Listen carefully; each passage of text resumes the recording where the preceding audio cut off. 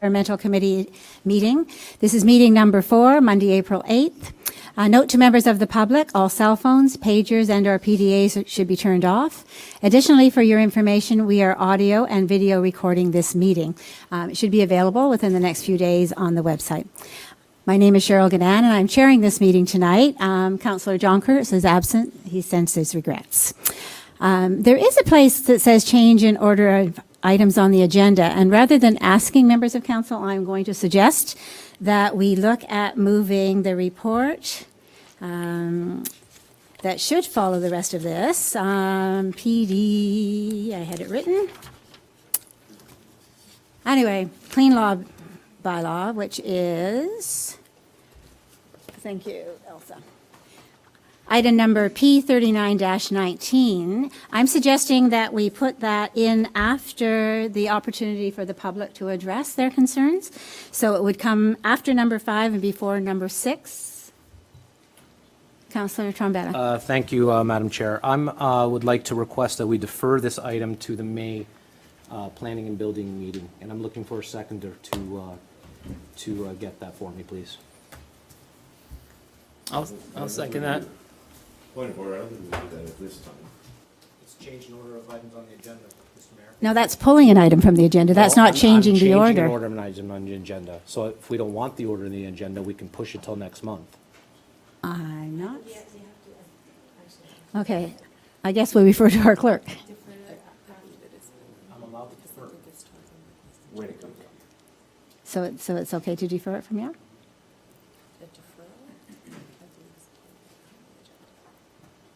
Okay, so you think that that's possible to do that rather than move it on the agenda?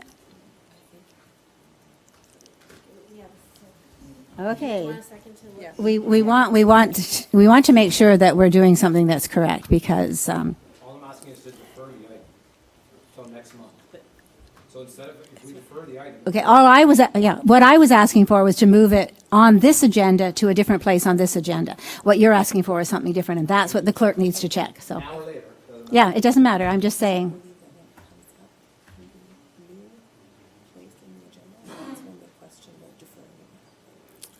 Okay. So Elsa thinks that when it comes up, we move it to a new place, and when it comes up, then there's an opportunity for deferral. That would be the time to defer. Yeah, exactly. Yeah. It doesn't matter either way, it's going to come up the same way. Well, except for we need to do it properly. So the proper way, according to our clerk, to deal with this is to move the agenda item, if we have no other concerns about that, move it to after number 5, before number 6, after the public have an opportunity to at least raise their concerns or say what they'd like to say. And then at that time, Councillor Trombetta, if you're interested in deferring it to another month's meeting, then and you have a seconder, then we do that. But at this point in time, we're just looking to move it on this agenda. Are there any objections to that? Either or, that's fine. I don't mind. Okay. So that's what we will do then. We'll put that in after 5. And after the public who may be here to address that item, it would be a shame to not have them have an opportunity to do so. Okay. All right, so then moving on, we do have 3 public meetings tonight. And before we start those, I'd like to ask if there's anyone on council. Fellows, excuse me. Anyone with a disclosure of pecuniary or conflict of interest on any agenda items tonight? Okay, seeing none, we will move on to the public meetings then. Okay, so the first public meeting, there are 3 this evening. The first public meeting, the purpose of it is to give an opportunity for the public and committee to provide comments and ask questions regarding the correction of the street suffix for Morgan Street / Morgan Avenue. I would ask the Director of Planning and Building, Mr. Brian Treble, to please explain the history of this matter and the issues relating to the different suffixes that have been used for Morgan Street / Morgan Avenue and the need for correcting this issue for 911 purposes. So, Mr. Treble, please. Thank you, Madam Chair. This is a matter that has come up before the committee before, but just for a bit of background for the benefit of everyone, the region has asked the township to take a look at a series of different streets and numerical numbering systems across the township to attempt to improve those streets and numbering systems to ensure that emergency vehicles are able to arrive as expeditiously as possible to all properties in the township. And some of the issues that had been identified were relatively easy ones to deal with, and others are going to take some more time. So there are a number of different actions that staff have not had a chance to work on yet, but we attempt to squeeze them in as we can. In this particular case, Morgan is identified as a street on some documents and an avenue on other documents. The original file we actually found from 1956 that created Morgan's survey, and it identifies Morgan Avenue in the mapping, but indicates in the subdivision agreement that a bylaw would be passed to actually name the street. We cannot find a bylaw that names the street, and the region wants one. So the reason for tonight's public meeting is basically to say, okay, before we officially pass the bylaw to name it Morgan Street or Morgan Avenue, we should probably provide an opportunity for the public to have a say. It's consistent with the approach we took on Dufferin that we dealt with about a year ago. So in this particular case, as I indicated, there are a number of different properties that use street, and there's a number of different properties that use avenue. Back in 2017, staff identified that avenue seemed to be the most common address to use, and in fact had sent a letter out to the property owners saying, let's use Morgan Avenue going forward. But now that the region actually wants this done by bylaw, we felt it better to do the public consultation first and then go forward. I don't think staff necessarily care which way it should go, as long as we come to an agreement, get it done the right way, and then that's one less 911 issue still outstanding. So the purpose of tonight is really just to find out if there is an interest one way or the other. There is one written item of correspondence in the file that basically says, let's stick with Morgan Avenue, and other than that, we haven't heard from anyone at the staff level that I'm aware of beyond this one individual. So, Madam Chair, I'm here to answer questions and certainly hear what the public have to say. Okay, thank you, Mr. Treble. Is there anyone from the public that would like to ask questions and or provide oral and or written comments with respect to this issue? Any comments received at this public meeting will be noted by staff and committee, which will be taken into consideration as part of a recommendation report, which will be presented at a future Planning, Building, Environmental Committee meeting and subsequently at a council meeting for ratification. Members of the public are reminded to come forward to the microphone at the front and provide their name and address for the record. So one last time, is there anyone from the public who would like to speak on this issue? Okay. Do any members of committee have any questions or comments with respect to this matter? Okay.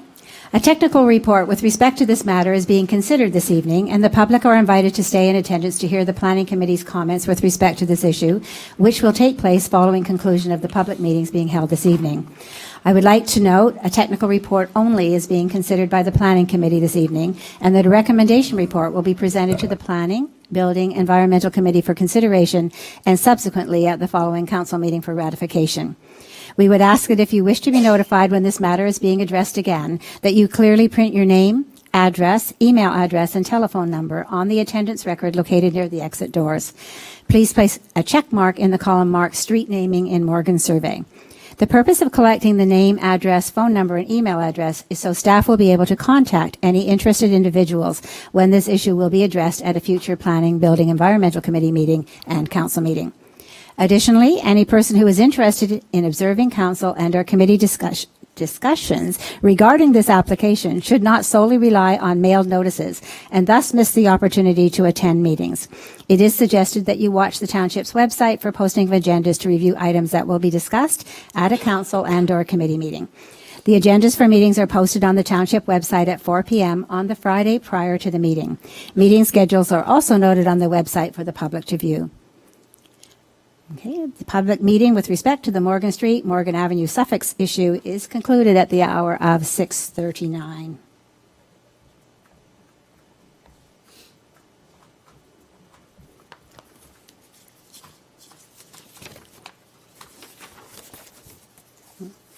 Okay.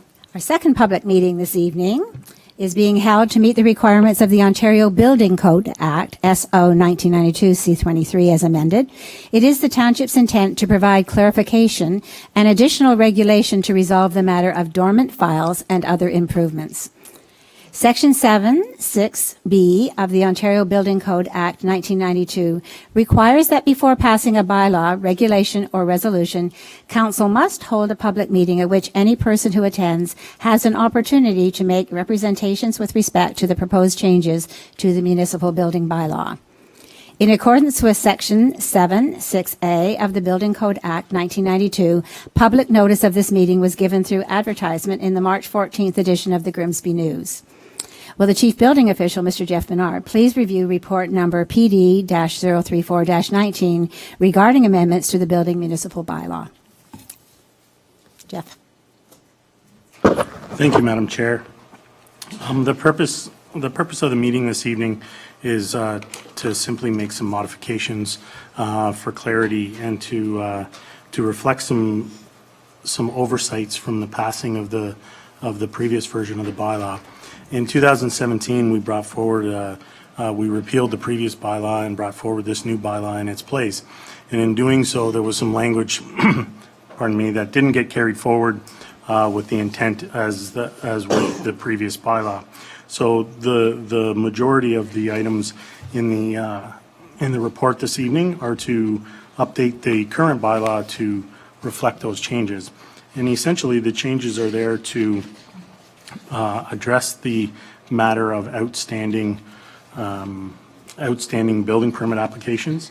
In the previous reiteration of the bylaw, the 2011-64, the bylaw did give similar language to the default of deposits after a 5-year period. The language did say that an occupancy permit had to be had within 5 years of the issuance of the permit. We're looking to be a little more lenient in as long as the applicant is showing progress in their application and their file. There's not a necessity for it to be closed within 5 years, simply that they show progress in accordance with the building code requirements and that they can continue forward. Certainly, part of some of the other amendments there too are with respect to this forfeiture and mandatory requirements for notification to the public or notification to those folks that it would affect. Whereas the previous bylaw doesn't have any language that dictates when or how notification is to be granted. The new bylaw language does look to adopt some language that would require notification and how that notification would happen when a deposit would be forfeited. Furthermore, the changes to the bylaw are to reflect the digital process, which has been adopted beginning in 2019. All applications are received electronically, so it's to change some language and just update the language so that there's an emphasis on the electronic application as opposed to the older paper file format. Lastly, there are a few minor updates to the schedule of fees. They're certainly not new fees that are being added, but rather just a clarification within the fee schedule to make it easier for clarity, particularly with respect to the finishing of basements. There wasn't anything that was specifically pointed out in the bylaw and the schedule of fees that identified that. So we are looking just to add a line that will have some clarification for folks that are searching for this information on the web and in other formats so that they can find it a little easier. And that concludes my summary, Madam Chair. If there's any questions, I'd be happy to answer. Okay. Thank you, Mr. Menard. Are there any oral or written submissions from any members of the public regarding amendments to the municipal building bylaw? Please remind members, it says, to come forward to speak to the microphone. So first I'll ask if there's anyone who wishes to speak to this or ask Mr. Menard any questions about this bylaw. Okay. All right. Seeing none, are there any oral or written submissions from any members of the committee regarding amendments to the municipal bylaw, building bylaw? Mayor Bylsma. Just a quick question. Was there any community, the genesis of this, was it driven by complaints from the public to address this, or were there any pressures from the public to make these changes, or if you wanted to speak to that quickly for a second? Through you, Madam Chair.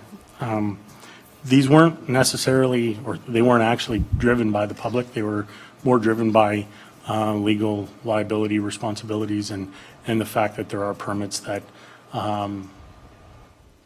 lay dormant for years and years on end. We've recently gone through an exercise because of software changes and upgrades and things like that that have kind of forced us to look at those files, which we've done a pretty extensive review. We've sent out a lot of letters and a lot of notifications to folks to kind of bring them up to date. And in doing so, we've realized that there's this kind of piece that's missing. And where it really becomes an issue is where you have this deposit that's sitting there. And if it is an old file, sometimes it's 5-10 years old, and that the person who took out the permit no longer owns that property. They may no longer live in the municipality, in which case we have a deposit that we can't do anything with. So if we don't have the ability to revoke or to have that deposit forfeited, the deposit sits in limbo forever because we can't find this person. So it's to kind of clean those types of things up, and it's also to ensure that there's a level of responsibility on the permit holder to make sure that their permit gets closed. And by adding the incentive, so to speak, that they would lose their deposit, it certainly gives them that incentive to close the permit in a timely fashion. Thank you. Any further questions from members of committee? I just have one, if you would. On page 39 of our agenda, under the deposit forfeiture section, it says introduction of required notification procedures when deposits are forfeited to the township based on wording of procedure to be determined with the guidance of legal counsel. So I wasn't sure if that was clear, Mr. Menard. And I propose probably that legal counsel will have something to say about that. But you've explained what happens if people have moved away and we can't find them. But there may be people who just like our files sort of get old and get, pushed to the back burner, so to speak. So it does in the minds of the people who may have that on file. So are we looking at a way to make sure that we have notified them in advance of that as well? Is that something that will be discussed with legal counsel? Certainly, Madam Chair. The purpose of that statement is to identify that there is language now or being proposed in the bylaw. Anytime we revoke a permit, we have to, by building code requirements, notify the owner. But this is to identify that where they're going to be forfeiting their deposit, we would notify them ahead of time to advise them. And what the reference to legal counsel is, we would ask legal counsel to help us draft a form letter that would be would identify it in the clearest and simplest terms to make sure that all the I's are dotted and T's are crossed and make sure we're on the legal side of forfeiture. Good. Okay. Thank you. Okay. No further questions? Okay. There's an attendance list by the door, which we would ask all present to sign if they wish to be notified of council's decision with respect to amendments to the municipal building bylaw. And so seeing nothing further, this public meeting with respect to amendments to the municipal building bylaw is adjourned at the hour of 6:48.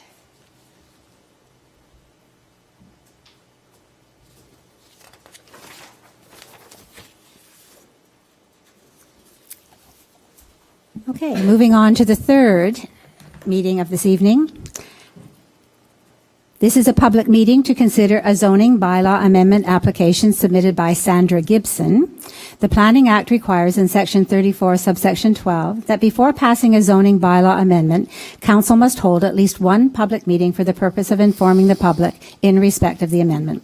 The purpose of this public meeting is to receive comments and answer questions from the public regarding the amendment to the Township of West Lincoln zoning bylaw. We stress that at this point, no decision has been made on the proposed amendment, and any comments received will be taken into account by council in their consideration. The Planning Act requires through Section 34, subsection 13, that council advise the public that if a person or public body does not make oral submissions at a public meeting or make written submissions to the Township of West Lincoln before the bylaw is passed, the person or public body is not entitled to appeal that decision of council for the Township of West Lincoln to the Local Planning Appeals Tribunal, or LPAT. Would the Deputy Clerk advise of the method and dates by which notice of the public meeting was given? Proper notice was given by way of public notice sent out on March 8th, 2019. Additionally, a yellow sign was posted on the subject property on March 13th, and notice was provided on the township's website. Okay, thank you, Madam Clerk. Will the planner, Madison Etzel, please explain the purpose and reason for the proposed zoning bylaw amendment for Sandra Gibson? Thank you, Ms. Etzel. Madam. Thank you, Madam Chair. An application for rezoning has been made by Stephen Bedford of Land X Developments Limited on behalf of Sandra Gibson for an agricultural property municipally known as 9003 Concession 5 Road. The application has been made to permit the growing and production of cannabis as a licensed cannabis growing facility on the subject property. Cannabis growing and production facilities are not permitted within the township unless a site-specific zoning amendment is obtained. The proposed facility will be licensed under Health Canada's micro-cultivation licensing requirements. All licensed producers must comply with applicable federal, provincial, and municipal laws and bylaws. Licensed producers must complete an approval process and are subject to regular inspections and monitoring by Health Canada. The total area to be developed will be approximately 0.44 hectares of the total 19.72 hectares of land. The property is zoned agricultural and currently contains farmland, a single detached dwelling, an accessory garage, a pond, and 2 older accessory buildings. The township zoning bylaw requires that cannabis production facilities, where permitted on agricultural lots, shall have a minimum setback of 150 meters to neighboring lot lines. The applicant's proposal meets the required 150-meter setbacks to all lot lines. For an agricultural zone, 40 hectares is the required minimum lot size. This lot is considered a lot of record, and the policies do not prevent development on a lot of this size. The 40-hectare regulation only applies when there is a proposal to create a new agricultural lot. There will be no change to the existing lot size, just to recognize an existing deficiency. The applicant has proposed a 4,800 square foot, fully enclosed, one-story warehouse-style building. The facility will occupy less than 1% of the total lot area. The building will consist of 2,150 square feet, 200 square meters of cultivation area, and a 300 square foot, 28 square meter accessory office. The total building footprint will be 5,100 square feet, 474 square meters. The building is proposed to have 8 required parking spaces and 1 loading space. The facility will be surrounded by a 1.8 meter high galvanized security fence with an electronic security gate located on Concession 5 Road and a second security gate at the entrance to the required security fence. Under the provincial policy statement and the guidelines on permitted uses in Ontario's prime agricultural areas, the growing of cannabis is permitted as an agricultural use. The property is designated Good General Agriculture in the Regional Official Plan and the Township's Official Plan. The proposed licensed cannabis growing, production, and processing is considered an agricultural use in both official plans. Processing of the crop grown on site is permitted as an accessory use / value-added use to crop production. The cannabis facility is proposed to be 258 meters away from the closest residential dwelling and approximately 1,098 meters away from the hamlet settlement area of Abingdon. Township Public Works staff, municipal drainage superintendent, and building department have no objections to this application. The Niagara region has no objections to the proposed application and has submitted comments which are attached to the report as attachment 5. The MPCA have provided no comments at this time. Planning staff have received 3 public comments at the time of writing this report. The comments outline odor issues, water and wastewater use, light pollution, and increased traffic. These comments are outlined in attachment 6 to the report.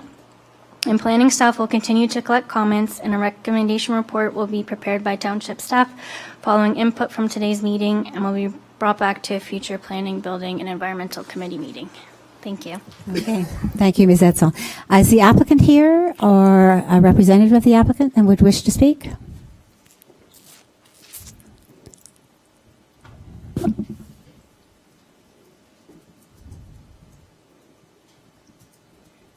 And if you will please state your name.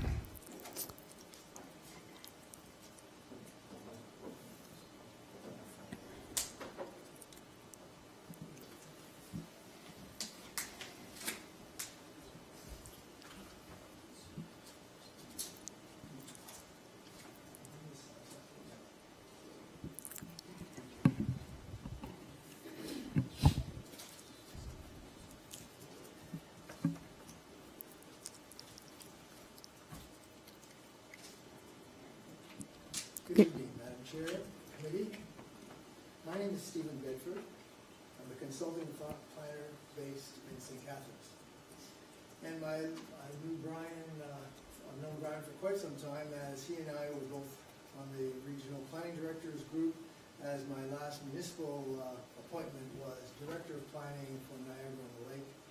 And that Niagara-on-the-Lake, like West Lincoln, has a lot of issues and concerns dealing with agricultural issues, and I'm fully aware of the kinds of things that you and Niagara-on-the-Lake have been facing over the last few years. With me tonight is the owner of the property and future owner-operator of the micro-cultivation facility. Sandy Gibson is here, and her husband Dave, who will also be involved in the operation of the facility.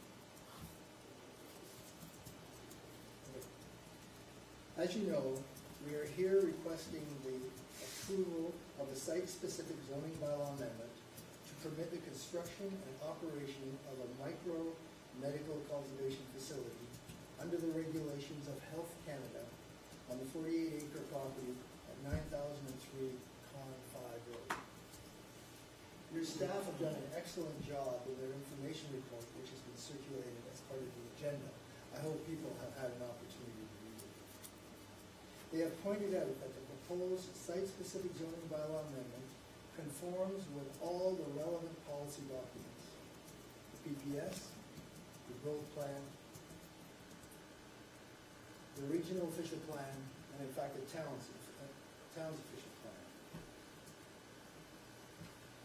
The proposed use, while the agricultural zone permits a broad range of agricultural uses, the proposed use requires a site-specific amendment in order for it to be permitted on the property.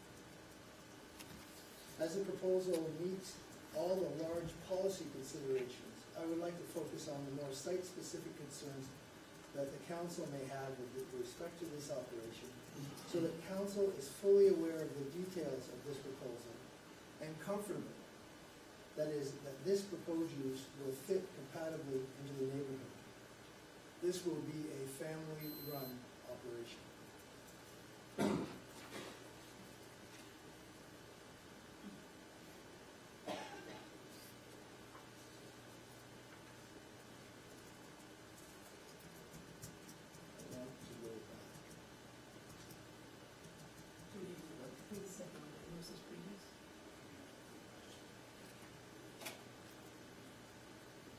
Thank you.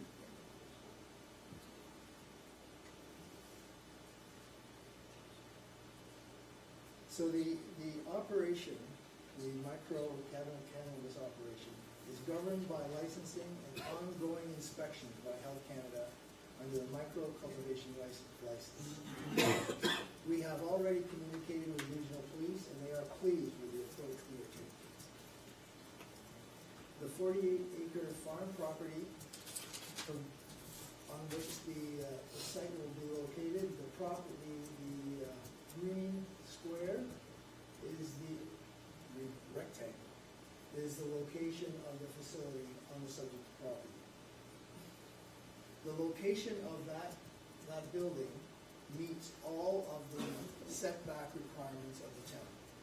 It is 150 meters from all of the property boundaries. What's more important, that it's a considerable more distance to any of the nearby residences. The closest residence is 265 meters away. Meters.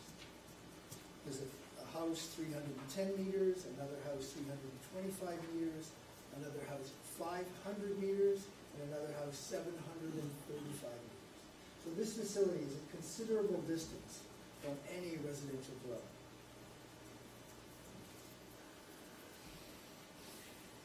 So the building itself is 5,100 square feet plus or minus. The cultivation area is only 200 square meters within the building, within the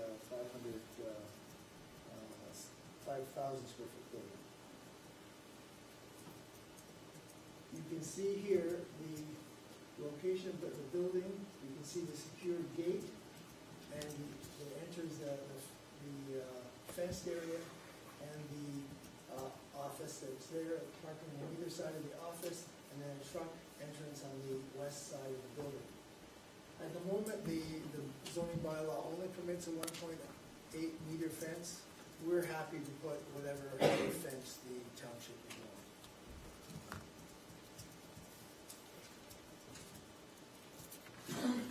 So what you see here is the facility itself.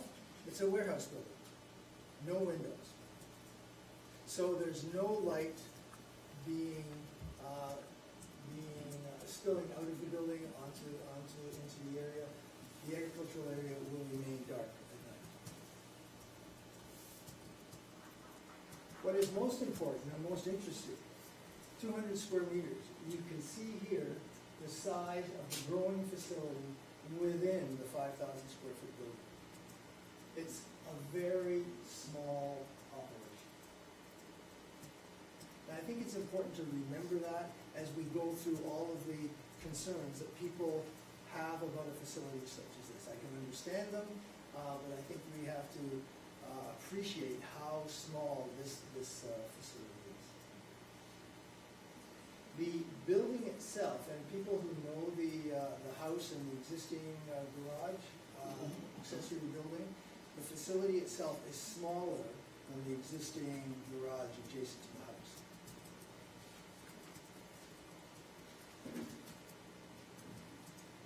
I want to go back to slide. There we go. So we'll deal with security. The facility will have an alarm system that is monitored by police and fire. There is a secure gate controlled at concession 5, and there is a second secure gate at the entrance to the facility. Facility fencing is as high as the township will permit. There will be motion detection, security lighting within the fenced area. So the lighting will only activate if there is activity within the fenced area. You can see the office at the front of the warehouse. To get into the office, you need security clearance. To get into the building, the facility from the office, it's another secure door. Within the facility,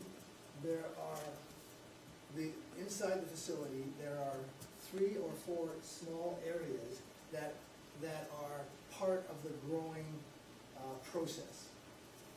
Each are in a separate room, and for staff to move from each room, it's a secure movement. You cannot move from one room to another without the system knowing that you're moving. So all employees will have security clearance from Health Canada. The workers that will be operating the facility. Sandra will be the main operator of the facility. Her husband Dave and daughter will be part of the employee group. For about 10 days a month, 2 to 3 employees will be needed in order to do some of the work on site. But that's only 10 days a month. Traffic. After construction, all traffic will be small vehicles. Plant materials and supplies will be picked up by the owner with a pickup truck or delivered by a supplier approximately once a month. Once a month. Pickup of the final product will be done by a licensed producer, and this will occur every 4 to 6 weeks, potentially 10 to 12 times a year. So other than the family going in and out of this facility, so there'll be deliveries once a month and deliveries off the property of finished product 10 to 12 times a year, all in small vehicles. Can be handled in a car, can be handled in a pickup truck, can be handled in a small van.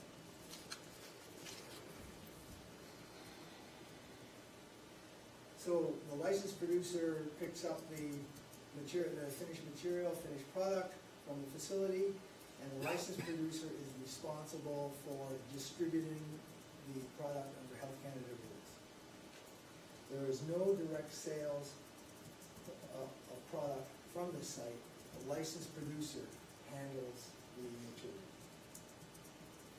So we are required by Health Canada to label, weigh, and report to Health Canada every plant with a tracking program. They will take reports during inspections, and we are also required to upload everything to their one portal. So other deliveries and services. Water will be delivered once or twice a month and stored in a system. It will still require a reverse osmosis system in order to ensure the water is of the quality that the plants can use. There will be a septic tank and possibly a drilled well for the bathroom in the facility. The internal growing system is a flush and drain system where you flood a 4x8 table and drain back into a reservoir, which is the size of a small tote, reusing the same water, and then you add more as needed so that there is minimal water usage and no wastewater being released to the environment. This will be a completely organic operation with no pesticides and only using organic fertilizer. Organic waste is a concern.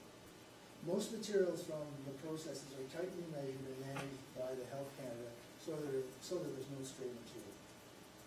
Organic waste like stalks are basically hemp that can easily be composted with no negative impacts on the soil.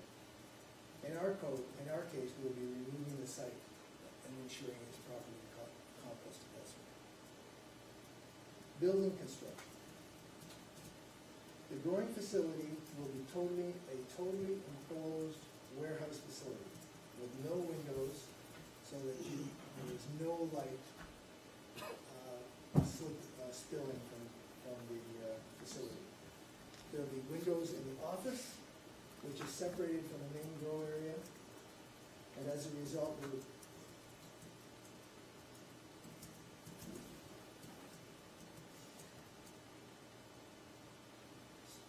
to move from the office to the grow area, it's a secure door. There will be an additional secured emergency access door on the east side of the building that can only be operated from the inside. The building will have air conditioning, dehumidifiers, and carbon filters.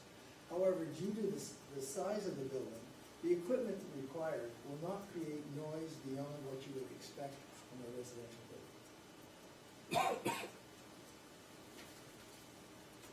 As I mentioned previously, the production process. Inside the facility, there are 4 live plant operating rooms that are secured from each other. Plants and materials are moved from clone and seedling room into one of the 3 veg flower rooms and will be on a rotation to minimize the size of harvest at any time and also to minimize labor. The final product, as stated earlier, leaves the facility every 46 weeks. Plant material that is being used. Option 1 is the soil, which will be reused and recycled 3 or 4 batches, and then will be used on the property for flower gardens and fill. And you're aware in a lot of greenhouse operations they use a non-toxic peat rock, which is cleaned and reused. It will be cleaned between batches and there's no waste. So we've tried to respond to all the questions we've seen. But we're happy to add any additional clarification that we can. We think it's important that the neighborhood and the community be comfortable with this facility. It is not a greenhouse marijuana facility. It is a micro facility, and you've seen the size in relationship to our local hockey rink. So I'm happy to respond to any questions. Okay, thank you, Mr. Bedford. I think that what we will do is proceed and hear from the public to see if they have any concerns or questions, if you'll be handy to answer those, and then I'm sure that there may be some members of council who also have some questions for you. Thank you. Okay. I'm going to ask now if there are any oral or written submissions from anyone present regarding the proposed zoning bylaw amendment.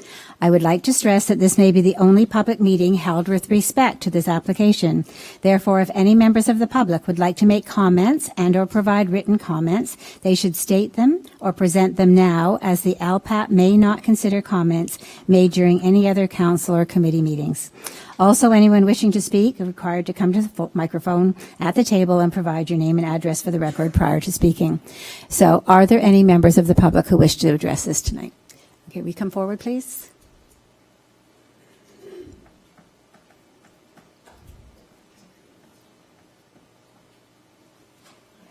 Hi, thank you. My name is Deborah Massey, and I live at 19 Officer.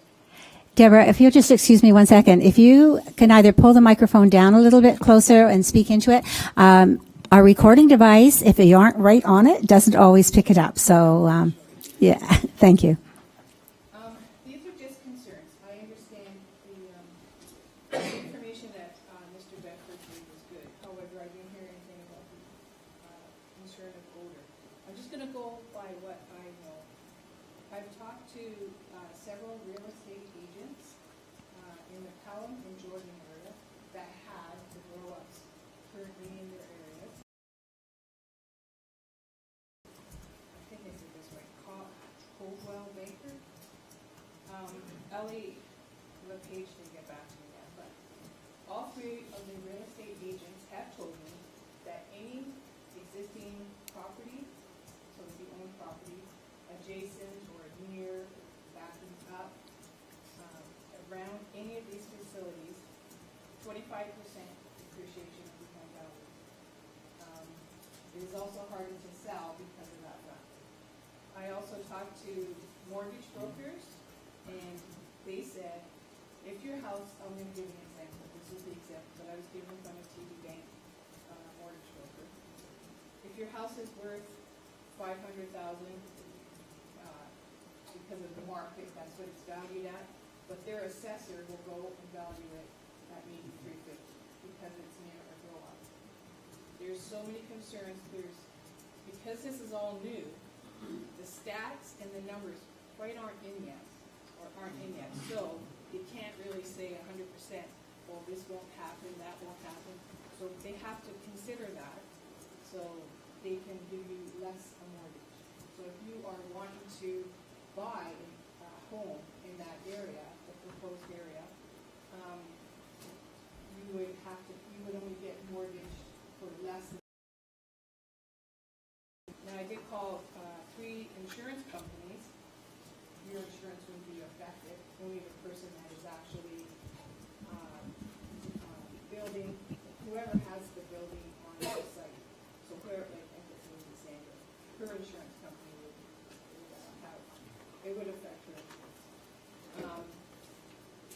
Niagara Police said there's no rise in crime, so that's on a plus 2. But my concern is the odor. If you go by, I know it's a different, this is not a greenhouse, it's a micro, whatever it was. But we don't know for sure if we're not going to get odor. We can't foresee the future. And I know driving by the one in Jordan, they've shut down, and they have stopped, cease and stop on any other future grow-ups because of the concern of the light and the smell. The one in Pelham, I drive by almost daily, it smells like I've run over 100 stones. It's really bad. The neighbors there say the same thing. They've written to the government basically won't do anything about it. So they cannot open up their windows. This was in the winter time too, so you can imagine on a hot summer day when you want to have your windows open. Yes, we do have the smell of animal manure, especially the chickens, but I think that smell is it's temporary. 365 days. You can't get rid of that smell. So I'm just bringing that up, that even though it's proposed and, it's a new fancy type of building, we don't know what's going to happen, say, 10 years down the road. They say that they're going to fix the odor. Clearly, they haven't in the other places because that's still a concern. So that's just my concern. It's just the odor of the people that live around that area. Even the real estate agents have said families want to buy in, they actually discourage them. So if you have a house right now and you want to sell, it's going to be very hard to sell at a full price. That's all I have to say. Okay, thank you for your comments. And we have a line, so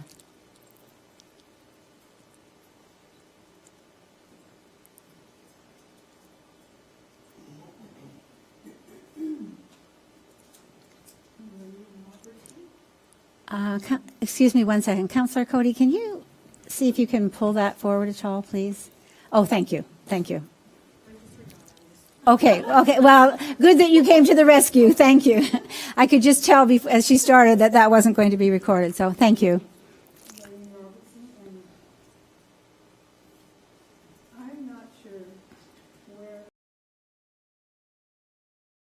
he is in relation to this, because we share same ethics. So, that's my first question. Okay, what is your address? My address, sorry, is concession 5, hard lot 14.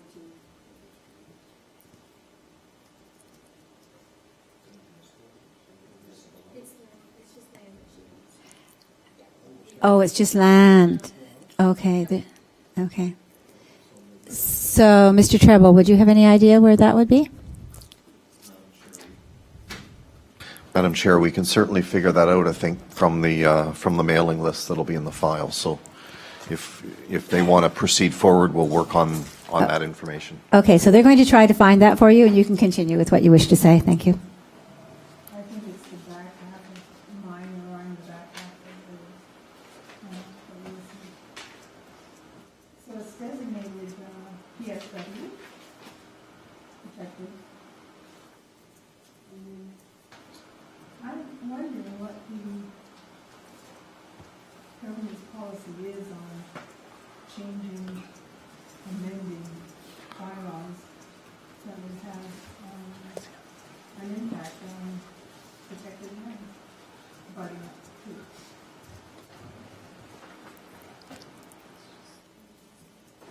to. Okay, we have Mr. Treble a little bit busy for a minute, trying to figure out where your land is in relationship to what we're talking about.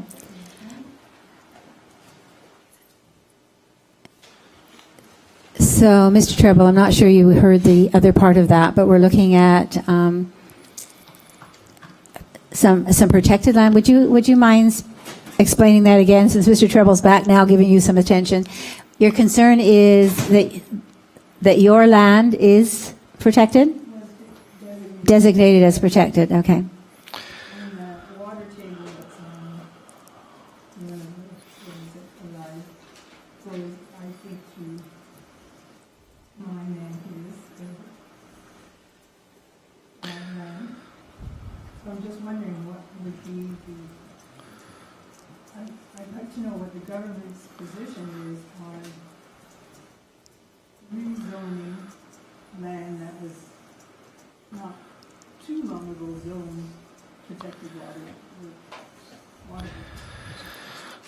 So, through you, Madam Chair, it sounds like we're probably dealing with provincially significant wetland. And the way the rules work is that the wetland itself, if it's provincially significant, that PSW, as we call it, land, is basically off bounds for development purposes. So, inside the actual boundary of the wetland, development is not permitted unless there's something already there. Whatever's there, we can work with generally to do some minor adjustments. But if it's raw, pure, provincially significant wetland, then development is not permitted on that land. And there is a buffer or a setback that is required beyond that land as well. And the buffer or setback will vary depending on what the Conservation Authority requires in terms of an appropriate buffer area from that wetland. The property in question is not PSW, but there will be a setback requirement that will have to be achieved to the area of PSW. My understanding, I believe, is that the Conservation Authority is okay with the proposal, and I think Garrett has a drawing that Elsa, if you can pull it up, might assist. Is that the property in question? Oh, perfect. Okay, so that is your land that's identified in white, which is more or less, This piece, that's right. Yep. Yep.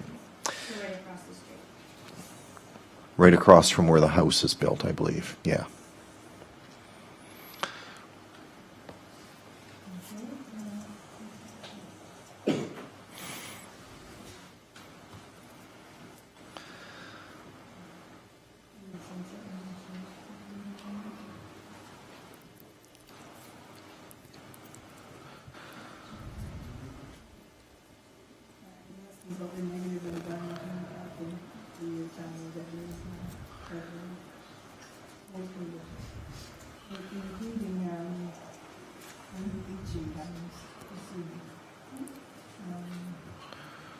Whether it's, they're going, watering this, being watered, catching water and reusing it. I'm not sure in the end, what you do with it when you're ready to, store it somewhere.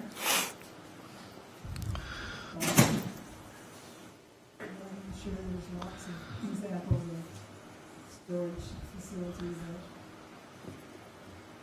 in future times allow their contents, that's what we want, to reach out. So I have a whole lot of confidence in that.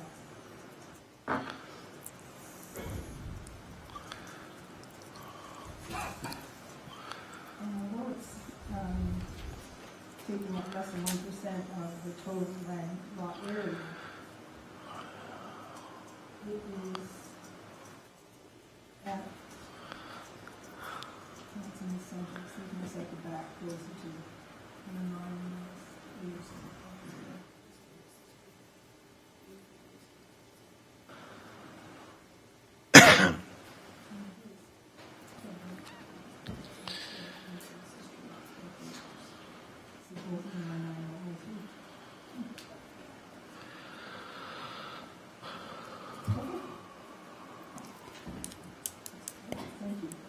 So in capturing your concerns for the minutes, do you have some notes that you could leave with our clerk so that your questions are answered as staff move forward looking at this? Okay, if you have notes available, you could give them to the clerk. Well, you could rewrite or she could try, whichever works. But, to make sure that the concerns that you've expressed are captured, that would really be helpful. Okay. Maybe your daughter will be your scribe for a minute and put that together. Okay, thank you. All right. Is there anyone else from the public who wishes to address this concern? Okay, would you come forward, please, sir?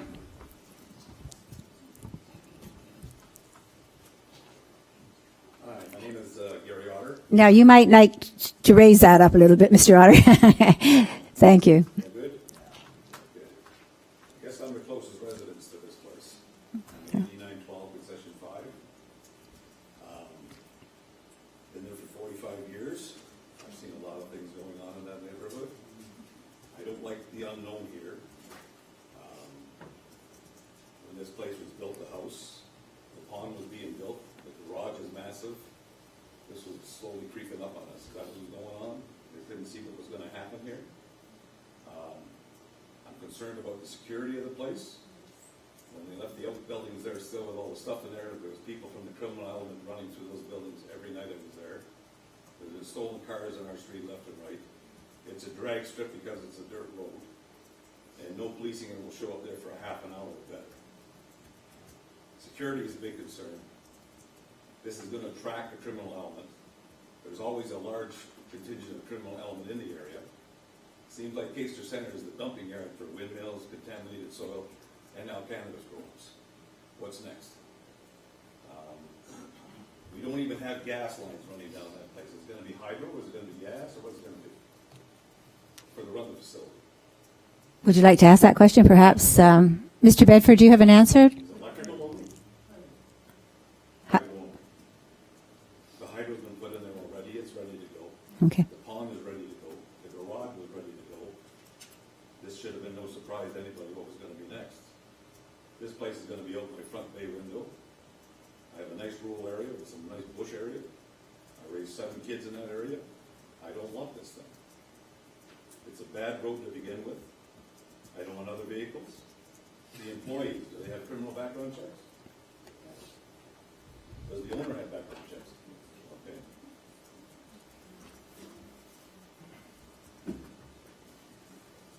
Are you gonna expand it from here? Things change all the time, right? Laws change all the time. When I first moved out there, you couldn't even put even a house up. Now you're gonna put a grow up in there too. Seems like we're getting too much of everything in that area. Seems to be a dumping area for everything. The smell I don't want. I know there's gonna be a smell. Nothing stinks worse than marijuana. Chicken barns, I agree. I'll smell that every day of the year. Water concerns. This pond, hydroponics, needs more water than a farmer needs to grow his own field of crops. Where are they gonna get all this water from? How does it affect the water table at some point with the drainage? If you're cleaning things, where does the dirt and the rest of it go from? It's enclosed, do we know what's going on in there? Security-wise, you got a couple of gates. These days, they steal a truck, they run into a store, back it up, steal an ATM, and bolt it down like crazy. You do that there, run off with what's gonna be in that building. You're not gonna get a policeman in that area for about 30 minutes to an hour. They're coming from Grimsby. There's no security there. We just don't want it. I don't want it. I don't want it out my bay window. I've been there 45 years. I don't want the smell. I don't want the roadway. I don't want the driveway. I don't want anything off of that road I got. That's my concerns. Okay, and do you have notes, sir? Yes. Would you mind giving them? This is taped. Well, it is, but the clerk has to put minutes together, so it will just help her with her minutes. But, I'm gonna write her some notes. Okay? well, you spoke clearly and you spoke well. Did you capture most of that? Okay. We don't want to keep you late, but, I don't know what's next on my road. okay. I want it. Thank you. Okay, thank you for your concerns. Is there anyone further who wishes to speak?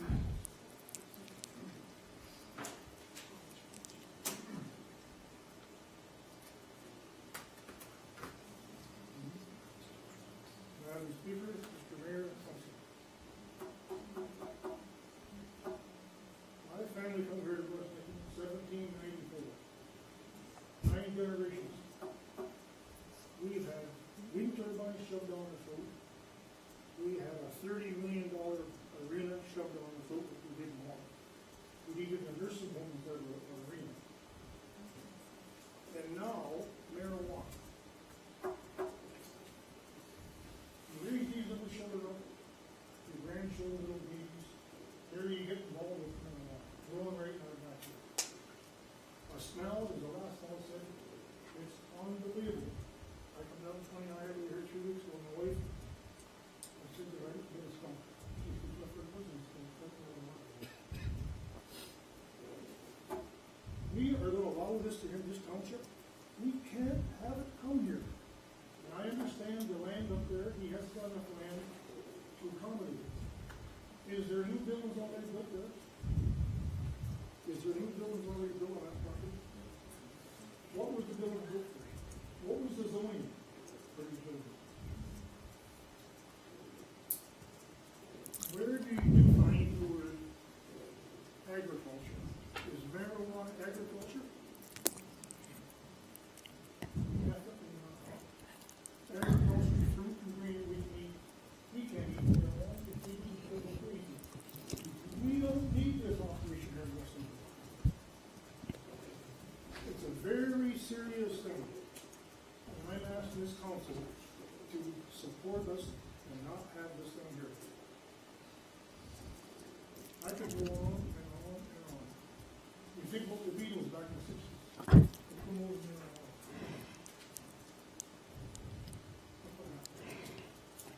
If here we're going to have in West Lincoln, we do not want it. Thank you. Thank you. Just, Mr. Treble, for clarification, though, on whether marijuana is classified as agricultural. Through you, Madam Chair, the province is advising that the definition of agriculture in the provincial planning documents does include marijuana growing and production. So unfortunately, whether we are pleased with that or not pleased with that, it is a fact that it is unfortunately listed as agricultural. Okay, so anyone further who wishes to speak on this topic? Well, you could each take a turn. That would be okay too. Okay.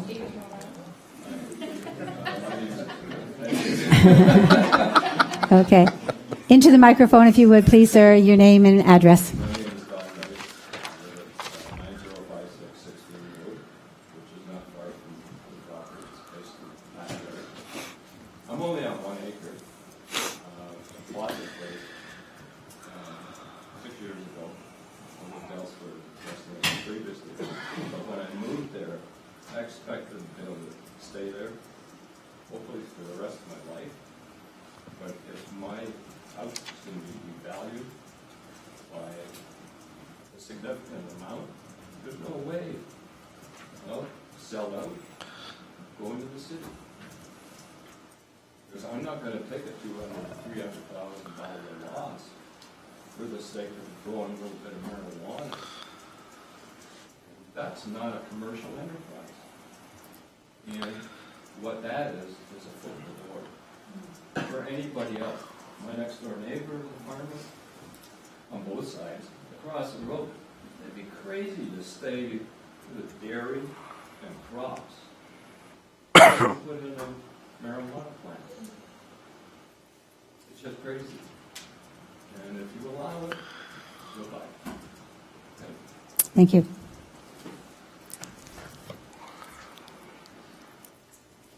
My name is Karen Tilster. I live at 8479 Possession 5. I came in with a number of concerns, and I thank you for your proposal. You really put the work into it and you've addressed those concerns. My problem is that when you say you can deal with the odor and the water runoff and the noise and the light pollution, we have no proof of that until we're in place and not planning. The second concern is you said that NRPS had no concerns with putting this in, and I find that incorrect. I don't know who you talked to, but the emergency services that we are stretched thin as it is. You put in something like this, and you're going to be out there. With a remote alarm company, you trip that alarm, whether it's you or somebody else entering the facility, and you end up with 6 fire trucks, 3 police cruisers, and who knows what. Each time that gets called out, you're looking at about $400 a month. That goes back to our taxes. Every year our taxes go up, and we see no services for it and no infrastructure. And that's got to come from somewhere. And that's my concern. Okay, thank you. Any further comments from members of the public?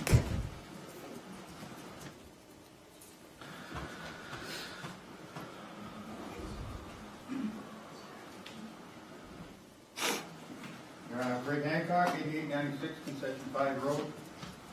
They allied a few of my fears, but my biggest one is the truck traffic, or the traffic they say is coming in and out.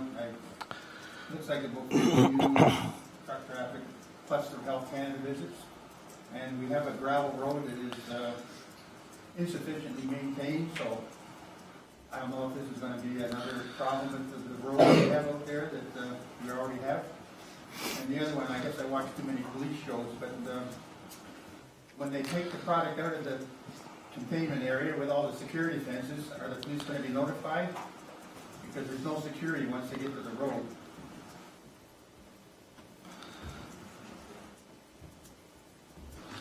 Somebody could Okay. intercept the product on the road.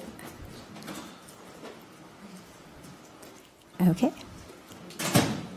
So we've heard from several members of the public. I'm going to ask again, is there anyone else who wishes to speak on this topic? Okay. Hi, I'm Scott Young from 7936 Concession 5. I've got a couple concerns about the smell. We live a fair distance away, but concerned about the smell. My other concern is, if I understand correctly, you go to against having dispensaries in our city. And why are we going to build it? That's all I've got to say. Thank you. Thank you.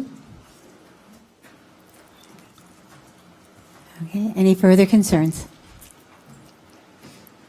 Okay, I'm going to move then to member, oh, okay. Yeah, okay.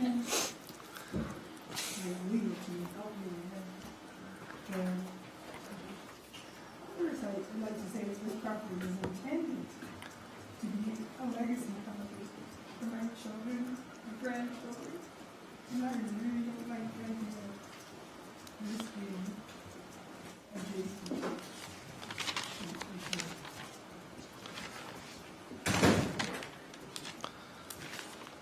The report, got okay with this. I had no problem with this change of zoning. Madam, see that report? A copy of that report? The justification report? I guess that's what it is. Somebody said they had no problem with it being changed. Some of the staff has no issues with the No, not the staff, the, Oh, the region and, okay, yeah. They would respond back to our staff in terms of, so when the proposal comes forward, it gets sent out for comments from other agencies. Mr. Treble, would you like to address that? If, actually before that. I'm wishing to reassure myself that it was okay if any environmental group change of zoning. Madam Chair, what might be best is if there's an email address that can be left with staff, probably on the form over to the side, and then we can send material to you. Township staff have not taken a position, certainly neither has council at this point, but there are some agencies that have provided comment, and we're happy to share those. Email is probably easiest if there is an Probably address. so. So have you already put your information on the sign-in sheet at the side? Yes, okay.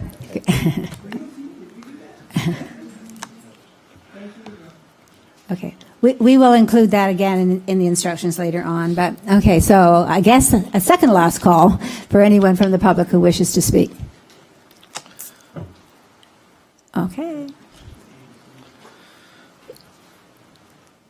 I see a little movement in chairs periodically that makes me think that perhaps a bit of encouragement is needed. Go ahead. My name is Noreen Otter, and I'm on the fifth concession. I just wonder if the bylaw was ever changed, is there anything that stops them from making this operation different? Or is it definitely limited to the size of the square? That also, I don't want it in the first place, but, we certainly wouldn't want it to expand. Okay.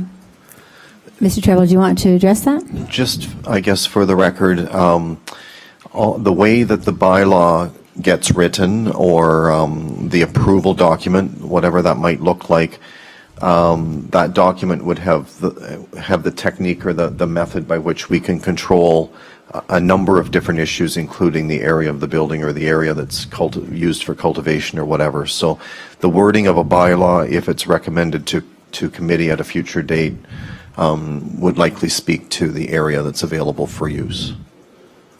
Okay, so just a reminder to the public that this public meeting is a fact-finding. It is an opportunity for you to express your concerns, ask your questions. Doesn't necessarily mean they'll all get answered tonight, but they are all recorded in the documentation. And going forward, all those things that you've had to say tonight will be taken into consideration. So if there's somebody who really wishes they had something to say and they haven't done so, this is your opportunity to do so. Okay, so I'm going... Oops, it's okay.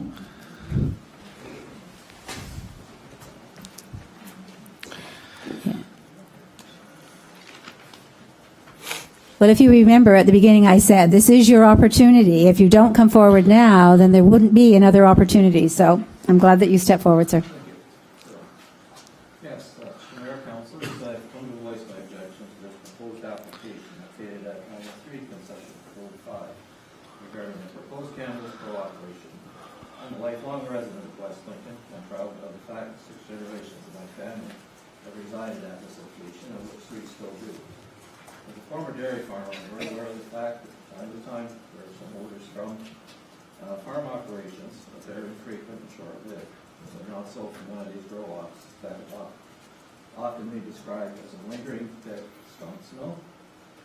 One only has to go on the internet to see that this is the #1 complaint associated with these sites, along with the noise and increase traffic and could attract a criminal element. People have described not being able to even sit outside their own yards or even open a window to get fresh air because of this lingering pungent odor. I'm located within a 3-minute drive, and even closer as the crow flies from this site. I may have the required 150 meters, but the wind doesn't seem to recognize those parameters. I'm also concerned about future property values, and someday I'll need to sell my home as a part of my retirement pension. This would adversely affect the value of my home. A neighboring property should not be able to affect the value of someone else's property. I've heard that there are other municipalities that are open to these type of operations. As I say, let them apply there. As our elected officials, I implore you to deny this application and keep West Lincoln free from these types of operations. West Lincoln has been a great place to raise a family, and as a community, let's keep it that way. Thank you for allowing me to speak. So would you just please give your name and address for the clerk's records? 2245 Abingdon Road. Thank you. I know that you were anxious to get going once you actually got there, but and I didn't want to interrupt you, but we do need your name and address, so thank you.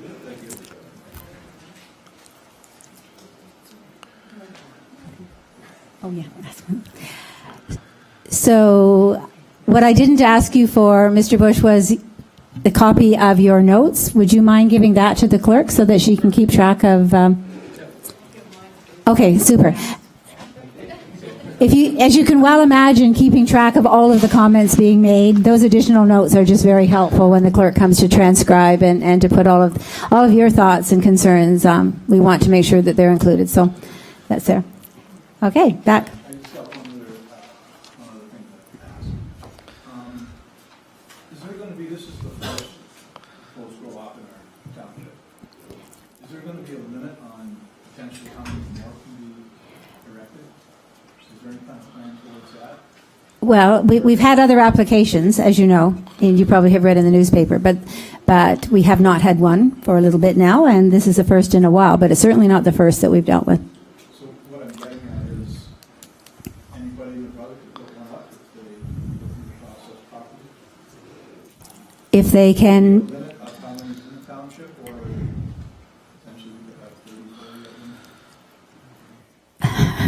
Mr. Treble, would you care to address that? There are steps that need to go through, and in fact, you know, these people who are making this proposal before us tonight will not have their actual license until the facility is built and inspected, and you know, so people who are wanting to do that are putting a lot forward before they actually are insured a license. But Mr. Treble knows certainly more about that. So. Yeah, the unfortunate answer to the question is that there's really no way to limit the number. But what the township has done, and I think for the benefit of everybody in the room, you need to understand West Lincoln has taken the approach where we have a public consultation like this. Most municipalities across Ontario have basically said it's an agricultural use, and as long as you meet the setbacks, there is no consultation. We've taken a totally different approach and given a chance for the public to have their say. So any that come in and get approved as written now would have to go through this kind of process, and it's somewhat unique in Ontario. Okay, thank you. Okay, I don't see any other stirring, so I'm going to move on and ask, do any members of committee have any oral or written submissions on the proposed zoning bylaw amendment?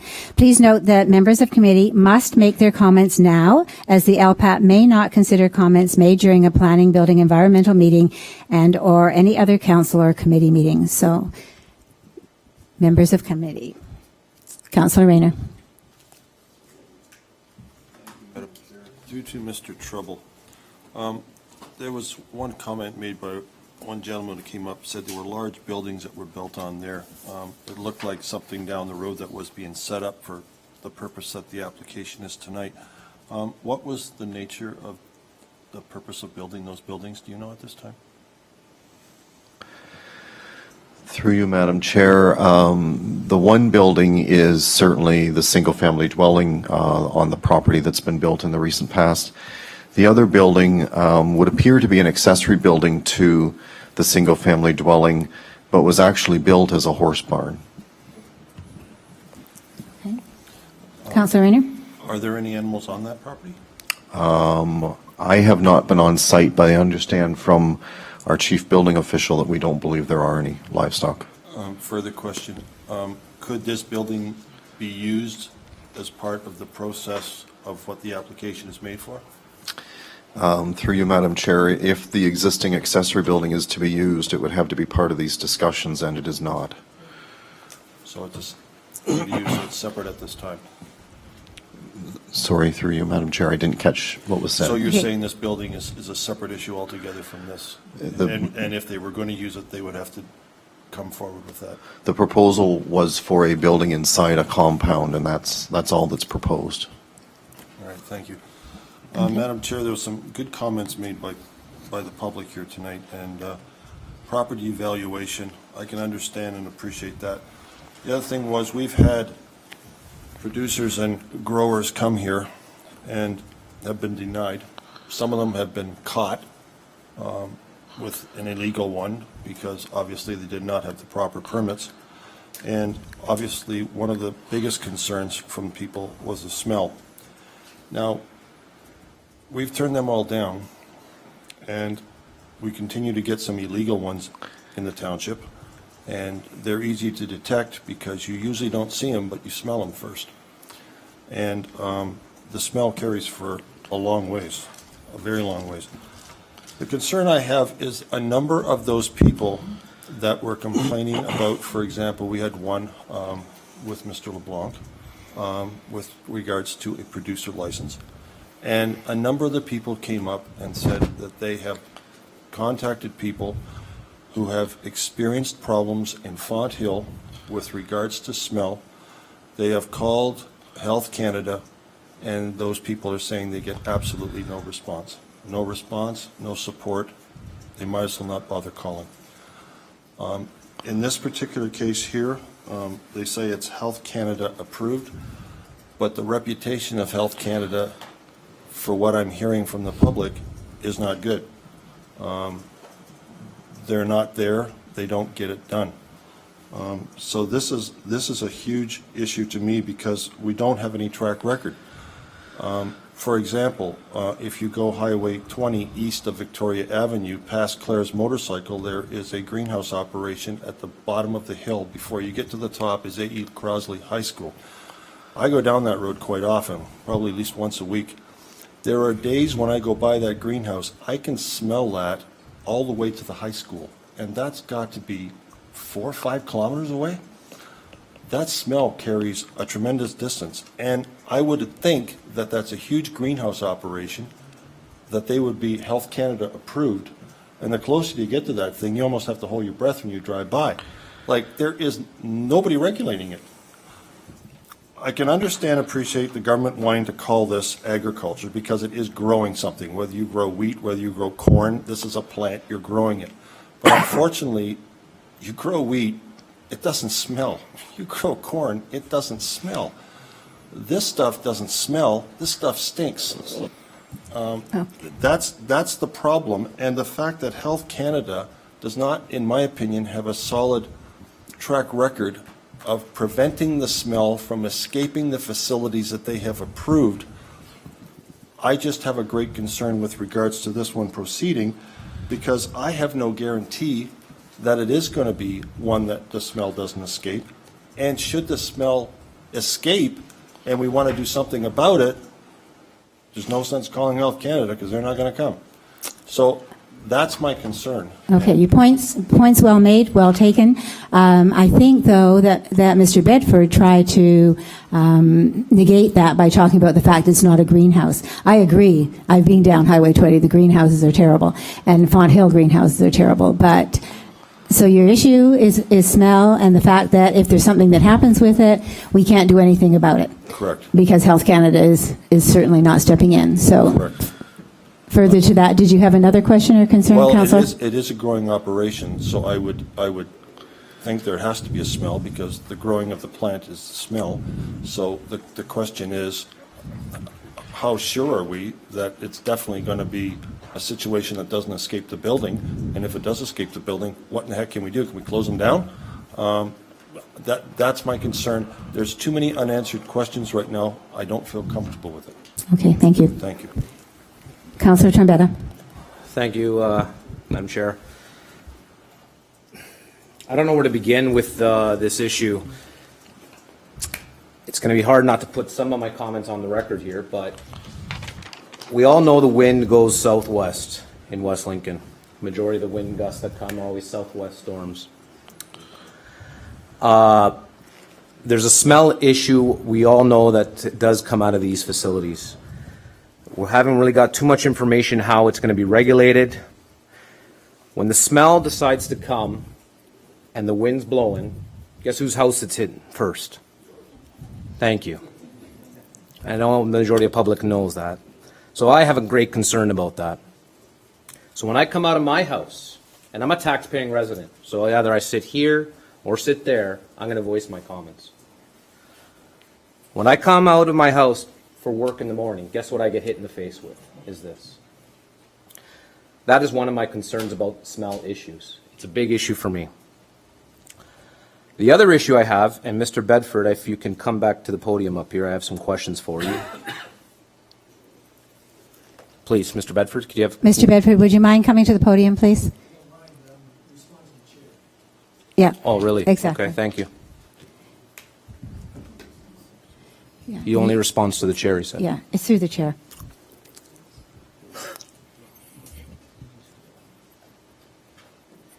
So the councillor has asked, and I appreciate that you've come back. There are some concerns and some questions to be answered. Thank you.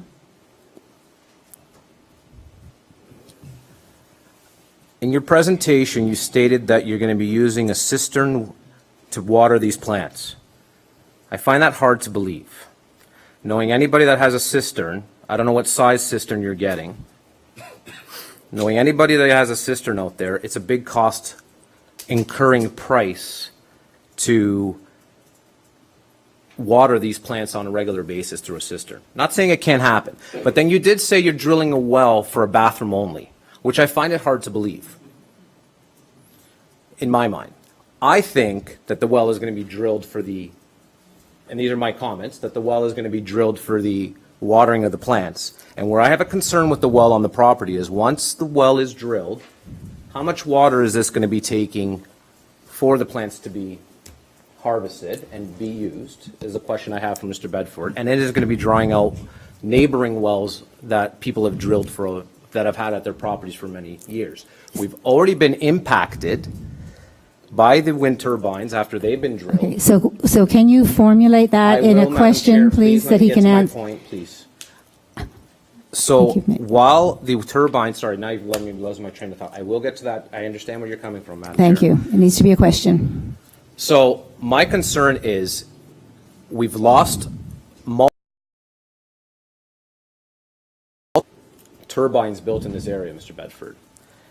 Was your comment saying that you, like, what size of cistern would you be using for this? Because I'm finding it very hard to believe that a grow-op facility is going to be run off of cisterns and having water trucked in.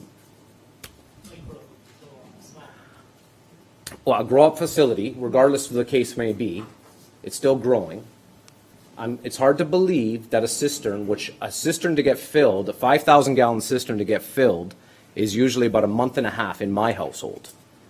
So the amount of water which we don't know, which I don't know how much is going to be used, what size cistern are you going to be using for this facility? Right now, I'm not sure what the numbers, because we're trying to reuse the water in the system that way. And we're looking at maybe getting a retention pond, a small one, and using the water from that. So there's the, sorry to interrupt you, but there's the twist in the story already for me. Thank you. You got my answer there. Okay, just 1 second, please.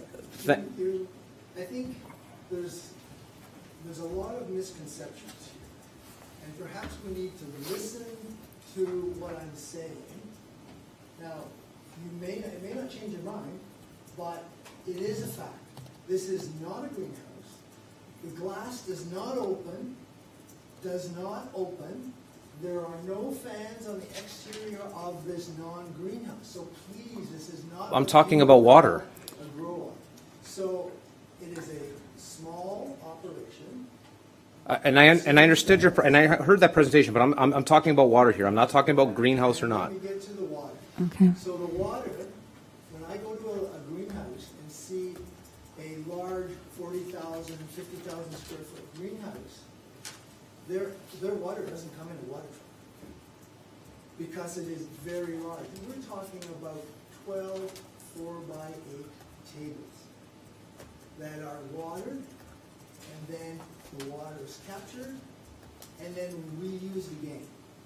We are not talking about a large medical marijuana or a green pepper operation or a flower operation. We are talking about a very small operation. And so all I can ask you to do is to think in those terms, because that's what But this is where I have the opportunity to ask my questions, because I need to learn about these terms. So excuse me for asking the questions I need to ask, which I'm quite sure I need these answers, and majority of my constituents need these answers. So excuse me for asking. This is the opportunity I have to ask these questions. Okay, that's so why- Councillor, go ahead. You had Thank a you. question that was viable about Thank you. water. I got my answer Please. previously before, Madam Chair. Thank you. That is one issue I have about the facility, is about the difference between the well and the cistern. I also have issues about security. This area, if I do recall, Madam Chair, excuse me, through you to Mr. Trouble, wasn't there a facility, an old barn that was burnt on this property previous years? Sorry, I got made my 2 years ago. 2 years, sorry, okay. So there was an old barn that was burnt down on this property. I remember seeing outside, the house burnt down too, Mr. Honor? Thank you. So Okay. I want to know, and then this is where my concerns come. I appreciate your concerns, but we now have dialogue with the public, My so dialogue was with Mr. Trouble. I'm sorry if the Thank you. constituents Just- have dialogue. let's, But there was a fire on this property, yet someone has not been apprehended for this property, for the property that has been burnt down. Not to my knowledge, being in this area. So security is a big issue for me in this area. We don't get proper security. We don't get proper Niagara Regional Police. And bringing something like this out here in my area, I have grave concerns for. It's going to increase crime. We have crime now that's still unsolved, which is a big issue that I'm having, Madam Chair. So that's another one of my issues I have. I'm very concerned about that. Obviously, the other question I had through you, Madam Chair, to Mr. Bedford, what are the hours of operation? You didn't say that into your presentation. Is this a 24/7 operation? Is it 9 to 5? So the staff will be there 9 to 5. The facility, plants will be growing 24 hours a day, or whatever the timing is for the lights. Was that in the presentation that you put? But the staff are here 9 to 5. I would love to see hours of operation always put in the presentation. It does help me conform with getting a proper answer. Not saying that you're not being truthful, Mr. Bedford, but this could be also a 24/7 operation, especially when it's not inside especially the presentation. So, and we've had these issues in the past. Thank you, Madam Chair, for that. That's another concern that I have too. Obviously, the discarding and the soil, once the plants are rejuvenated, I don't know what the process is because I'm not involved in this sort of business. Where is that soil going, Mr. Bedford? So if the operator uses a pea stone will be washed and reused. Let me just get my notes here. So the way I look at it is maybe it grows to a planter pot. Where does that soil? They're small. Small pots?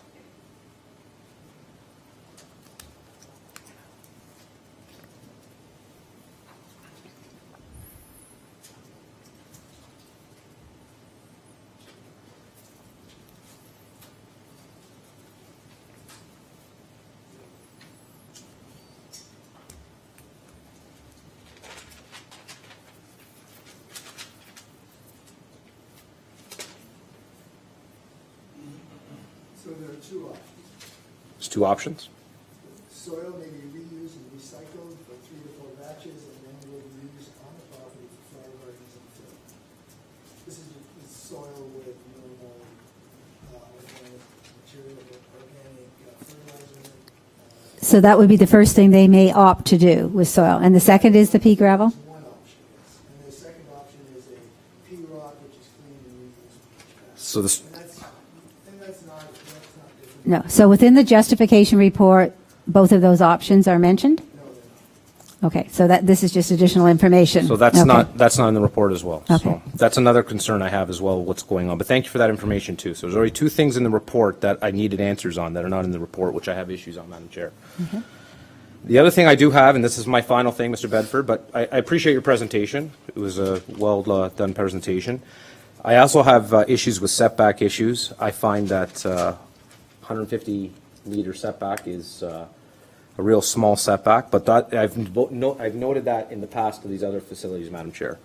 So I still have issues with the setback.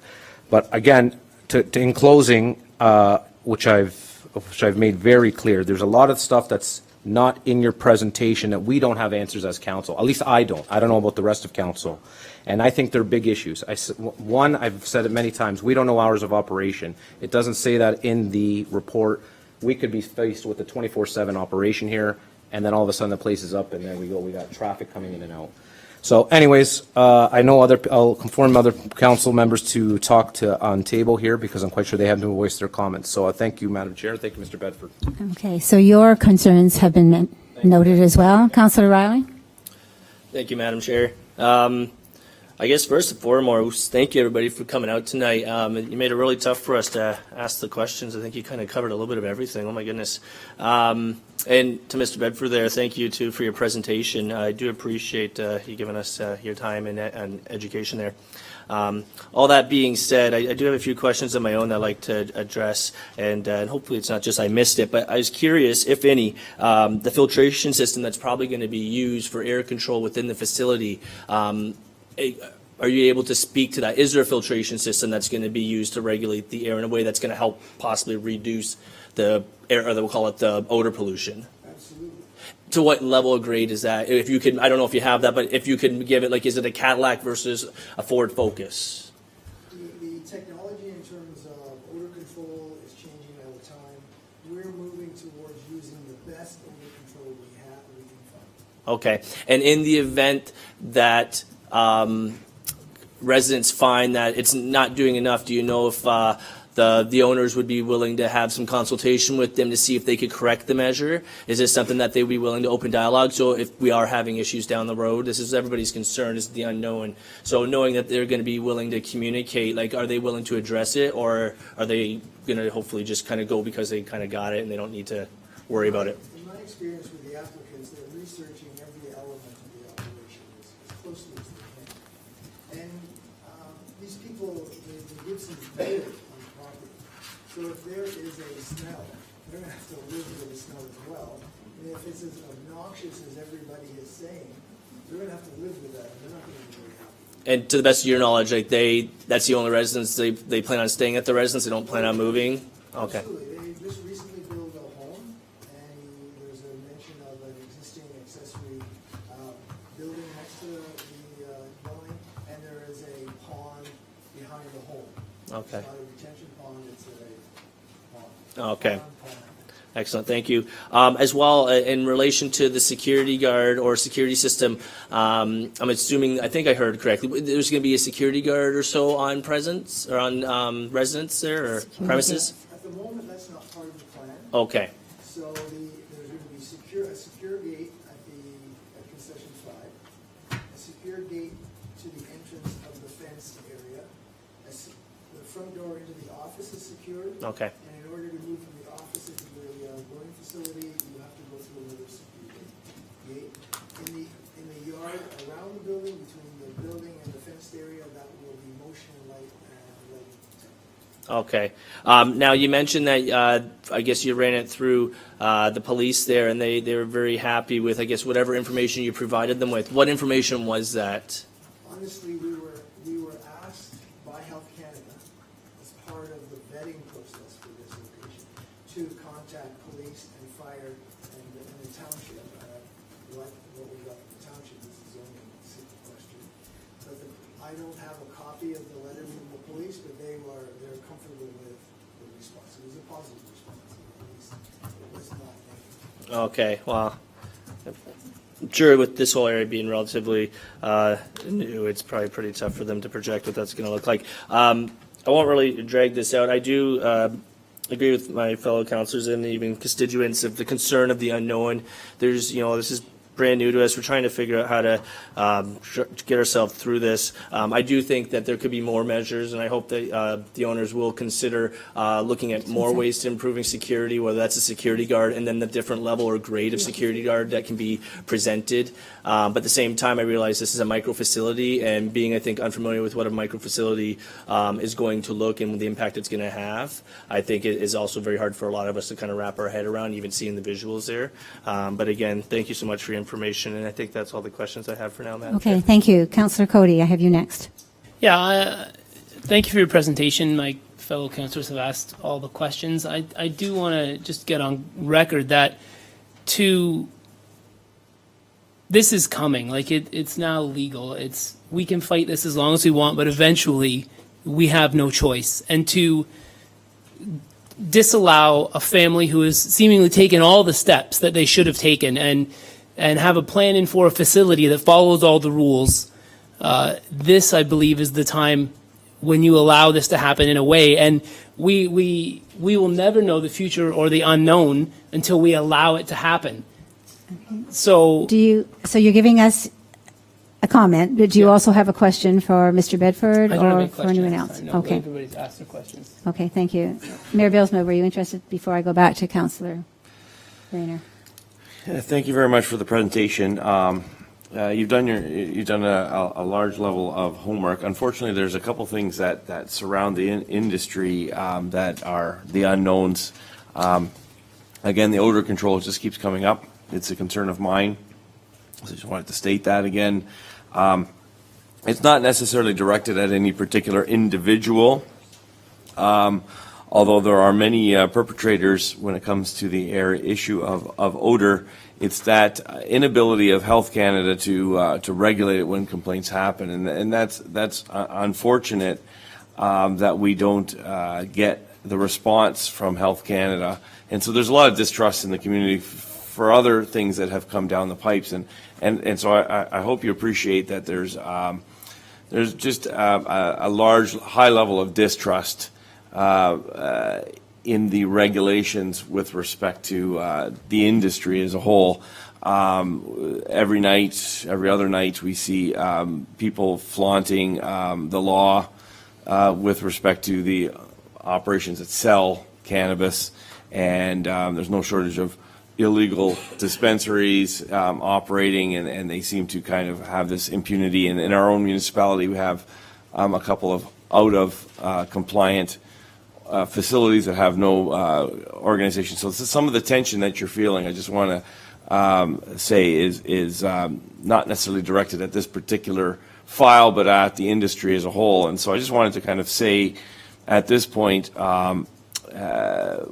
and ask this final question, because I have similar concerns as everyone else, but one question I've asked in all 6 applications that come forward is this question: has Health Canada studied the effects of the odor on people, not the ingestion or the inhalation of actual, cannabis? There are kind of wildcat studies about the effects of the odor itself having an effect on people who are innocent bystanders. And we know about secondhand smoke, and that's the smoke in the production of cannabis. It emits an odor. Some odors can be noxious. They can be noxious for all kinds of reasons. Obviously, there's a chemical floating, some kind of ether floating around in the air.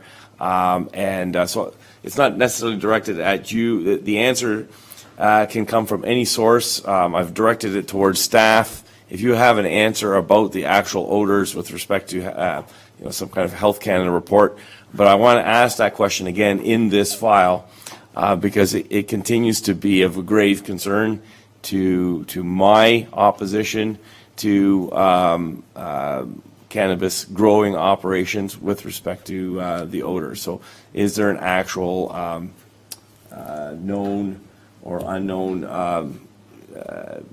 detriment to the odor itself? Okay, so as a councillor, or now Mayor Bylsma asked that question many times. So this is a new file for you. Have you seen anything, Mr. Bedford, that indicates anything In any of the studies that you've looked at, okay. I haven't researched that issue, so we'll undertake to Yeah. do some investigation and get back to Fair enough. And I know that staff has been looking for those kinds of things as well. Okay, so Councillor Rayner, back to you one more time. Yes, thank you, Madam Chair. Mayor Bilsma has brought up a good point. This is brought forward, unfortunately, the people in the past who have tried legally and illegally, and especially illegally are still doing it, have not set a good track record for somebody following procedures, following bylaws, doing everything right. Unfortunately, there's this terrible black cloud over their head because everybody else who's done it has managed to screw it up royally, and that's been the big problem. But this micro-cultivation facility, Mr. Bedford, through you, Madam Chair, there must be others around. You have showed your pictures, but you haven't shown any that exist, what they look like, how long they've been running, comments from anybody else in the area that has experienced these micro-cultivation facilities. In the interest of you trying to present this, especially with this black cloud, as I mentioned, over everybody's head with regards to this, that would be kind of the homework that I was hoping I would see tonight, would say, yes, there's 3 in Alberta, there's 5 in Nova Scotia, there's not a problem here, they've been running it for the last few months, or whatever the case may be, there's absolutely no smell, there's a picture of what they look like. There's nothing that I got of substance with your presentation that lends to credibility, because you don't have anything to back it up from things that have already been done. It's almost like you're creating the wheel for West Lincoln, and we've got to trust you. And with the track record of what's happened in this township, there's not a lot of trust. Okay. I think that's a good question. I do know there are no other facilities in the area. So further to that, I also saw, Ms. Gibson, that you were kind of shaking your head. Do you have any comments about that, or where this idea came from?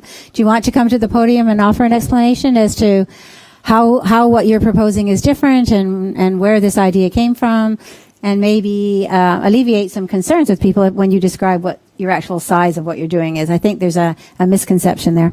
As of right now, I don't think there's any that has been approved yet by Health Canada.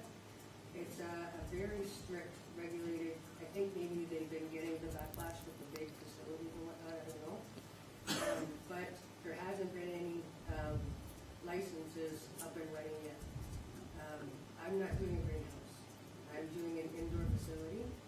The security is, there's 3 doors to get in to the 20 by 30 area where the 12 tables are, and there's 3 of them.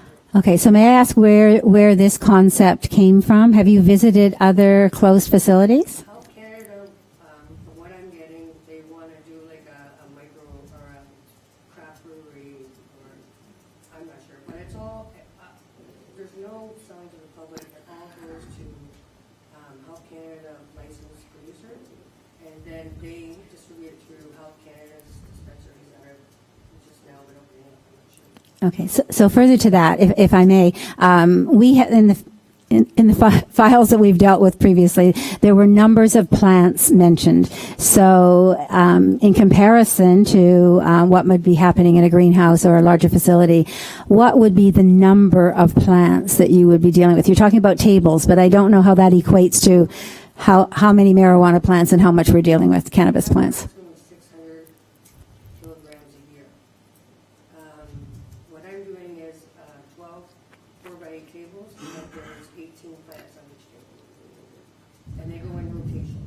So when we said 10 to 12 harvests, it's probably less than that. Because it takes 8 to 10 weeks from start to finish. Okay, thank you. So while we have Ms. Gibson here, were there any further questions? Councillor Rayner, did that give you a little bit more clarity to what you were asking? Yeah, a little bit. It's a little shocking to find out that there isn't any, and this is basically the first one.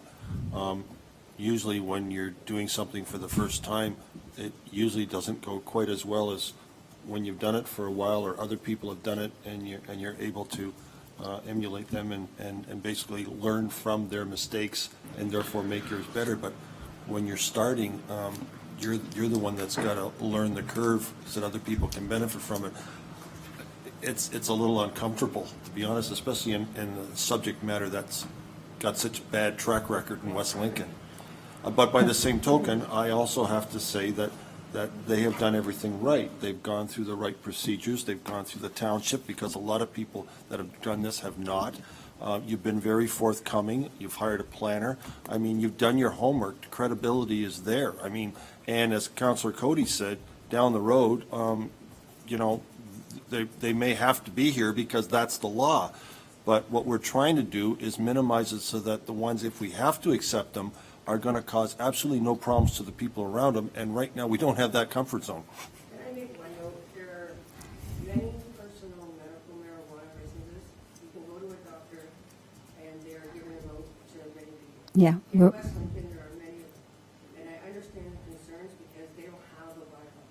They don't have anything in place. They're just doing it and they're allowed, and to them, it's their rights, their medical rights.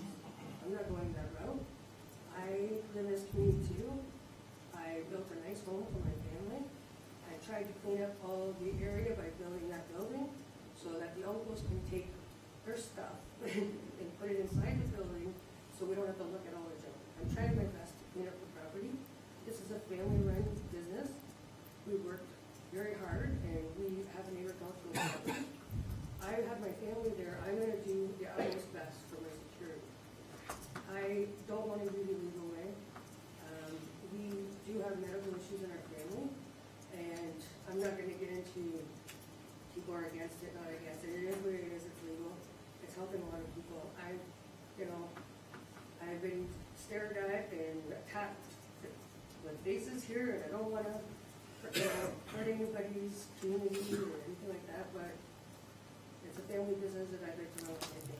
Thank you. And in fairness, we have had other files where people did not live in the community, had no intention of living in the community, just were putting in our community or wanting to put in our community. So thank you for your explanation. Can I make one note? I mean, if the bylaw comes up with an older bylaw that has to, I mean, I don't know what to suggest, that people have to abide by, or they're not allowed to have it, or they get shut down. I mean, that would be an option too. Okay. There's many that are in this area that I know of, and you probably don't know of either because of the charcoal filters and whatnot that's being used. So it's just, I want to do my best to accommodate anybody's concerns. We're not trying to do it the cheap way or do it in a way that's going to affect any. That's not. Okay. Thank you. Thank you.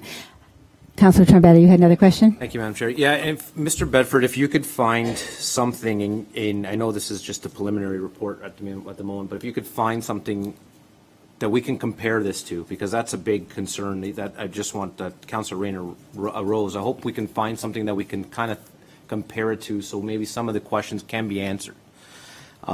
Please do that. I'd like to see something, because again, it's hard as myself, of being a councillor, to see something with not something to compare to, or have a neighboring community with comments, and it might work ecstatically for somebody else, but we have nothing to compare it to as a council. So I'm just going by the guidelines of the bylaws and the guidelines of Health Canada and my own personal guidelines of going. which I understand, yeah. Okay. So again, that's where I have a big question mark, which I'm quite sure you do. So that is one concern I have. So maybe if Mr. Bedford, maybe there might be something across the world, but I need to see something to make myself satisfied. Thank you, Okay. Madam Chair. Thank you.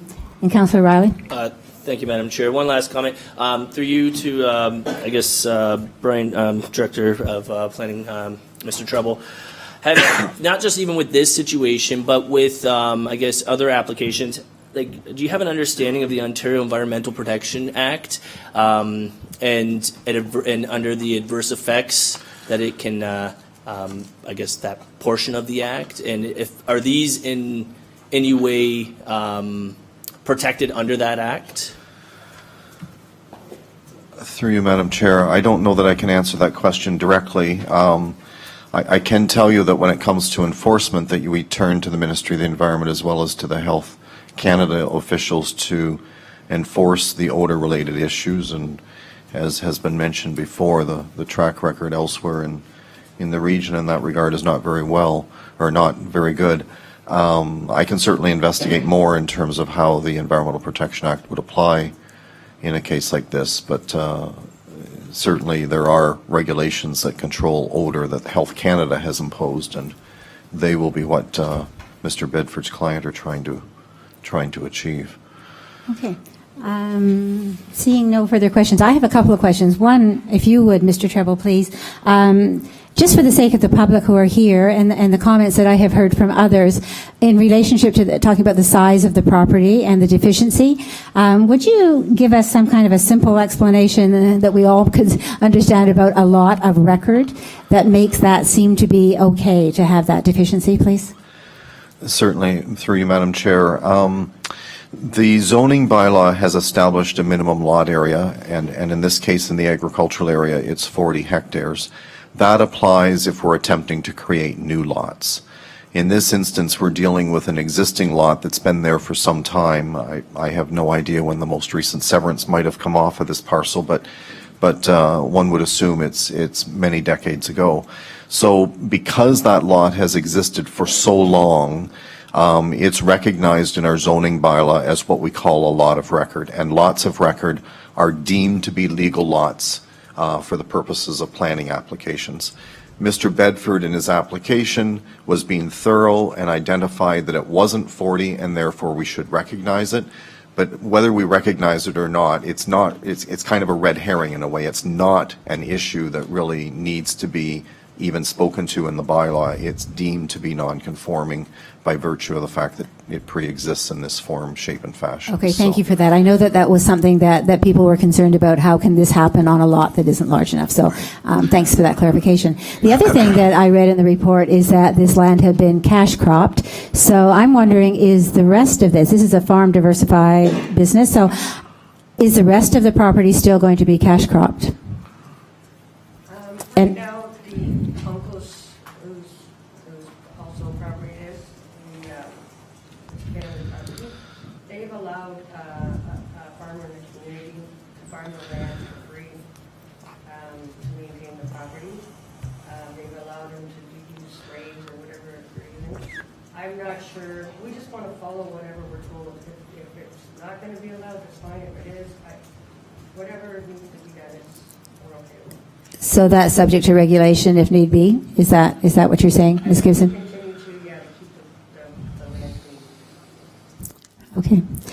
And I guess the last little thing that I want to make is a comment, not so much a question, but I know that a justification report is supposed to justify something, but I find it somewhat offensive to the municipality and to the councillors who read these reports when a justification report makes it sound like this is of benefit to the community economically and also that it's providing jobs.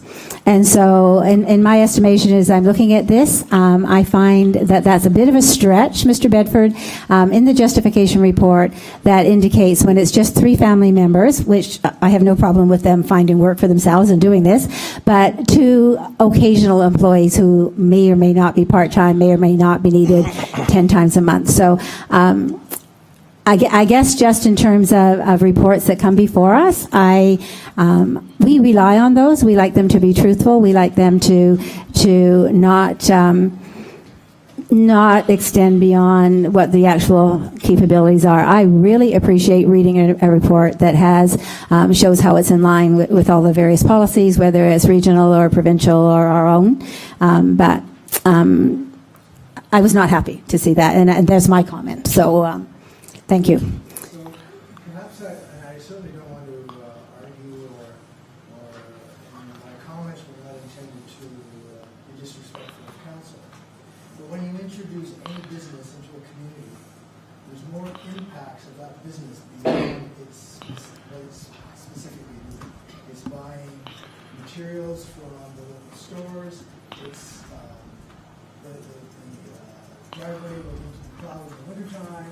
There's all kinds of spin-offs that are hard to measure, but when you add the use to an agricultural system in the province, it started to talk about the agricultural system because there are many impacts, both negative and positive. Right.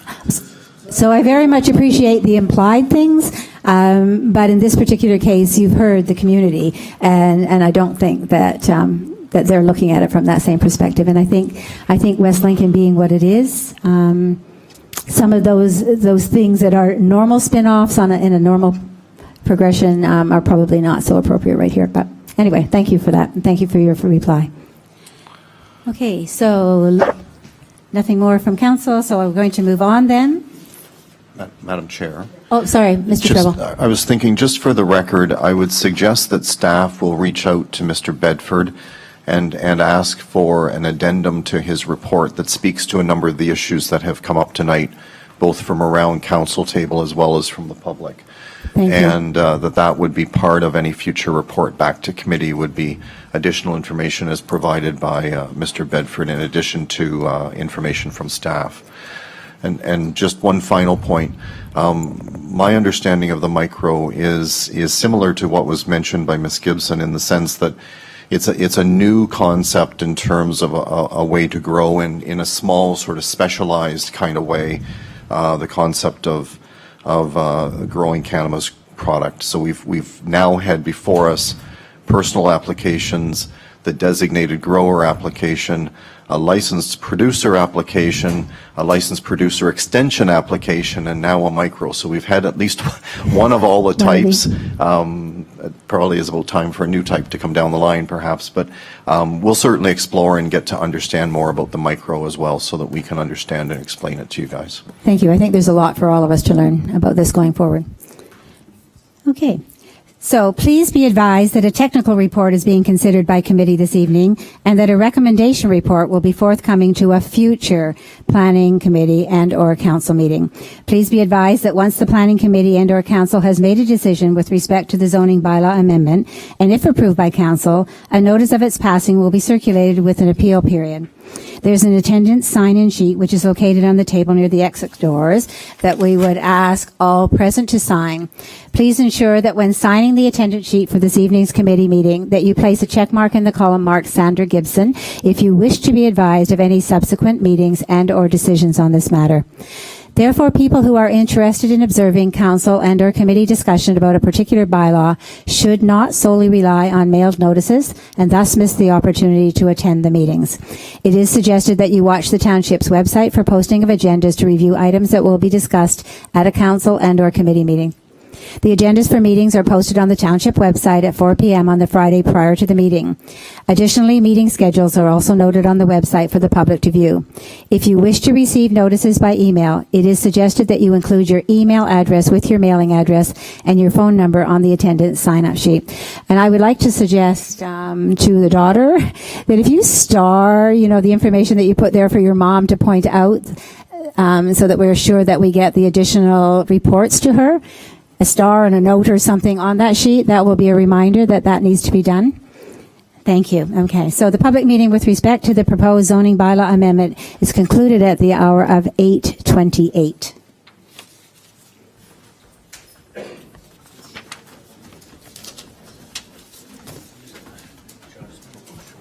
Okay. So perhaps we'll take a quick recess while people leave and while a few washroom breaks are had. So, okay, we'll take a 5-minute break. We will resume. Okay.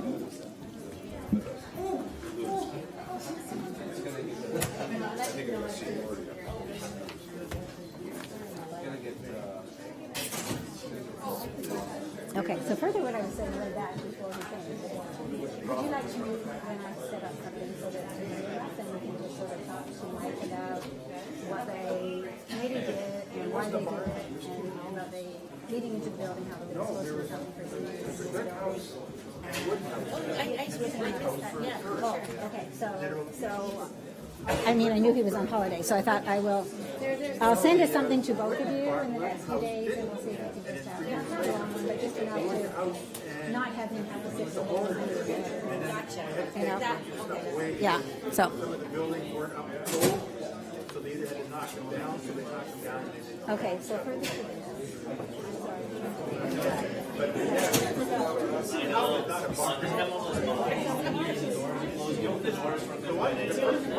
Ventilate out.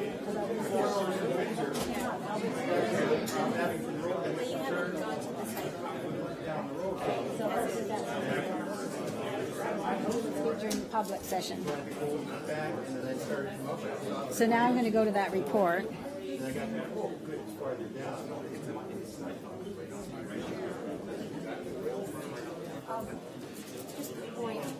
Josiah's letter came to you, right? Yes, that's in the record. That was one of the ones that came in. I saw that. It's part of the report already. So it's good. Yeah. Yeah. But it,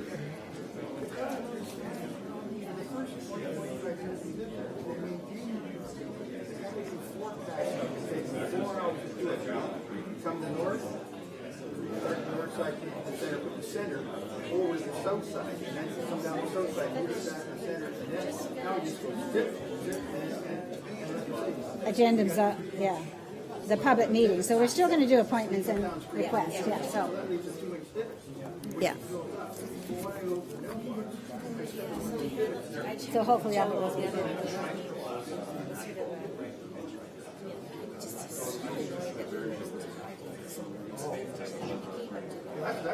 because I know when, Yeah, like I just really feel that that they're both borderline.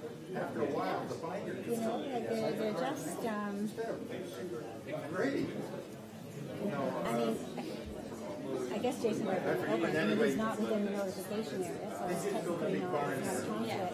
But it's a conflict. And he made it a perceived conflict when he identified it as a conflict.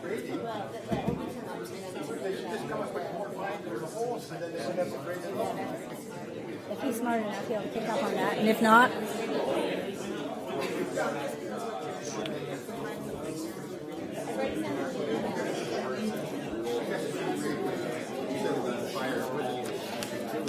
Two houses are not one bar.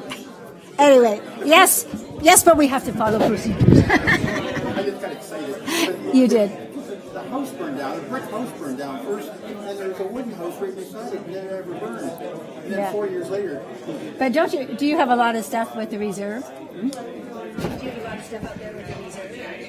With people, when John was on the fire department, there were a lot of cars and things burned down your way, but they were stolen. the guy, the police are there quite often. Yeah, stolen. Down the road, this side, shopping cart behind Keener's. Yeah. Okay, thanks, Greg. Thanks for coming out. Everybody comes.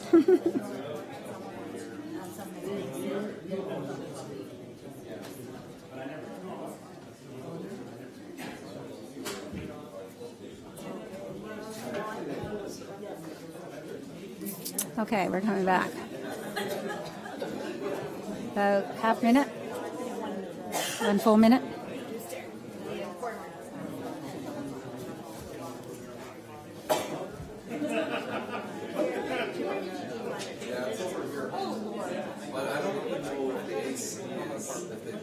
I don't know, but it was getting hotter and hotter and hotter. Whew.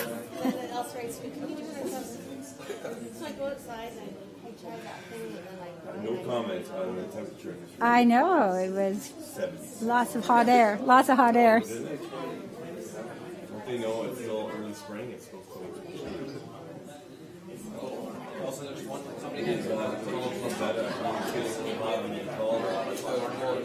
Hey, chillax. We're raising the temperature of the room. Me? Yeah, you're all hot, man.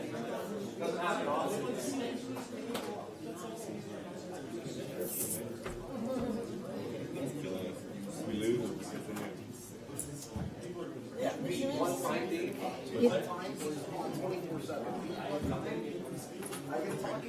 But then you slide all the time.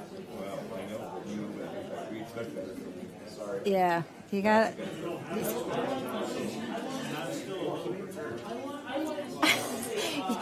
Keep that hot Italian. I know, but he's correct. He was correct. First of all, he's a planner. So he's a retired Brian Trump. He knows. He doesn't have to be called up with you from. I said if you could please come back. But you need to ask. You need to ask. Not, you didn't ask me to ask him. I asked him. Exactly. He was being very diligent. And he was being very proper about it. Sorry.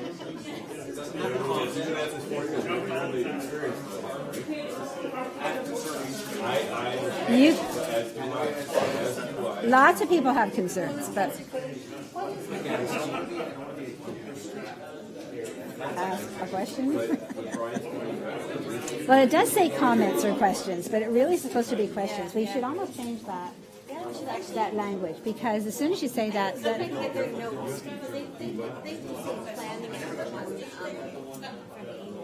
okay, I'm going to get this going again. Okay, we call this meeting back to order. Thank you.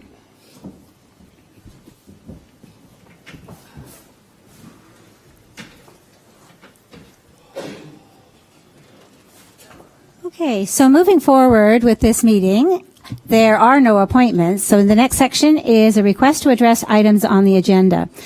So 1 hour in total shall be allocated for this section of the agenda, and each individual person shall only be provided with 5 minutes to address the issue. Some exceptions may apply. So I'm going to ask if there's anyone in the audience now who has something they wish to speak of on other parts of the agenda. Okay.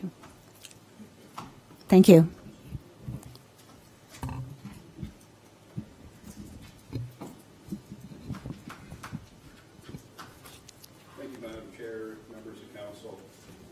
Coming here this evening wearing my Niagara North Federation hat. I'd like to refer my comments to the report PD 04619, which is the new municipal clean yards bylaw. I had a chance to quickly review the proposed changes of the bylaw yesterday and today, going over what staff have made some changes, and I see that some of those comments did reflect the agricultural community, so thank you for that. To me, I want to listen to tonight's discussion, but as a representative from the agricultural community, I'd like to take this back to one of our committee meetings, our land use, to look at, review the bylaw as it was just presented this past weekend, just to see if there's any further comments that we'd like to make on the proposed changes before passing this bylaw. Generally, it's looking good, but that's just my opinion, but I just represent the group. So those are my comments for this evening, is to listen to the discussion and like some additional time to also add additional comments after tonight's meetings. Okay, thank you. Is there anyone else who wishes to address an item on the agenda tonight? Good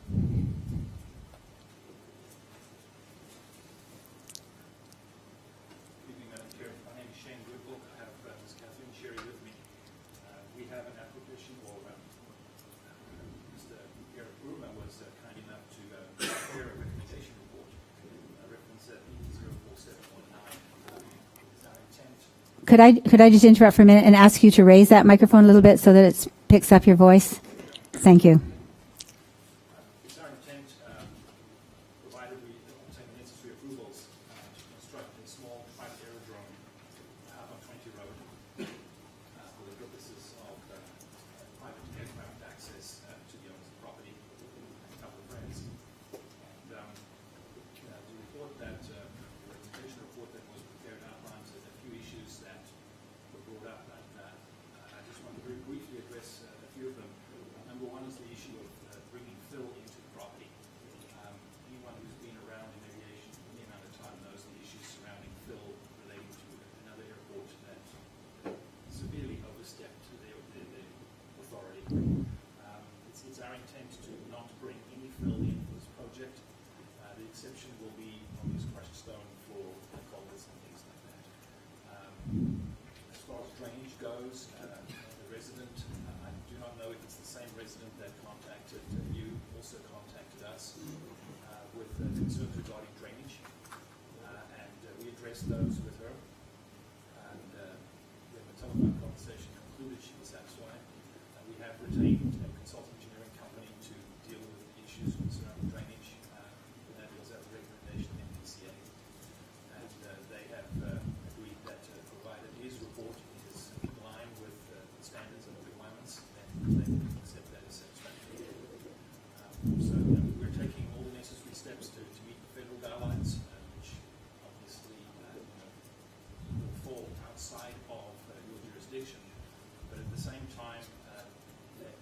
two ago, they introduced a new system whereby the establishment of an aerodrome requires public consult. And this being the area we're in, the time that we're in with the consult, we brought this to council. And if there are any comments, we're more than welcome to listen. It's a transparent system, and even though the federal government does have jurisdiction over it, we respect your thoughts and where you fit into that as well. And just because the federal government has a way of doing things does not mean that we do not take your requests into consideration. So if there's anything, just let us know. The public consult period does expire on the 2nd of May, so we've all got until then to get our comments in, and obviously everything we will address and send you copies of everything. And all the information that is public will be retained for 5 years as well. So anyone after the period who wants access to the complete report, Okay, thank you. Did you wish to speak as well, or no? Just together? Okay, thank you. Okay, thank you for that information. Okay. Is there anyone else who wishes to speak to an agenda item tonight? My name is Jacob Palcero. I'm the son of Roger and Lori Palcero. I'm here for the report number PD-05019, zoning bylaw amendment for the parents' house.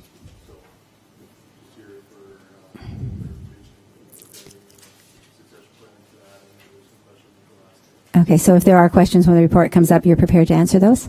Okay, thank you. Good. The gallery is clearing.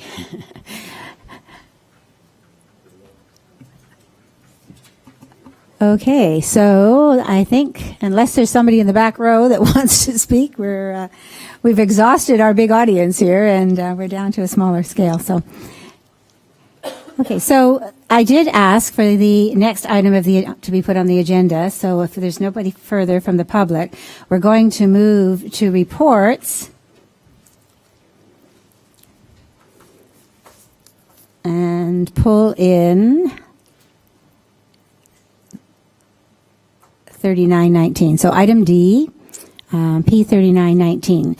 So again, it's Chief Building Official Jeff Menard and Director of Planning and Building Brian Treble, report number PD-046-19, recommendation report, enactment of a new municipal clean yards bylaw. The recommendation is that report PD-046-19 regarding enactment of a new municipal clean yards bylaw dated April 8th, 2019 be received, and 2, that the bylaw as found at attachment 1 to this report be adopted by Township Council and take effect immediately upon ratification. So I need a mover. Councillor Trombetta, and a seconder, Councillor Riley. And any discussion on this? Mayor Bilsma. Thank you very much. I'm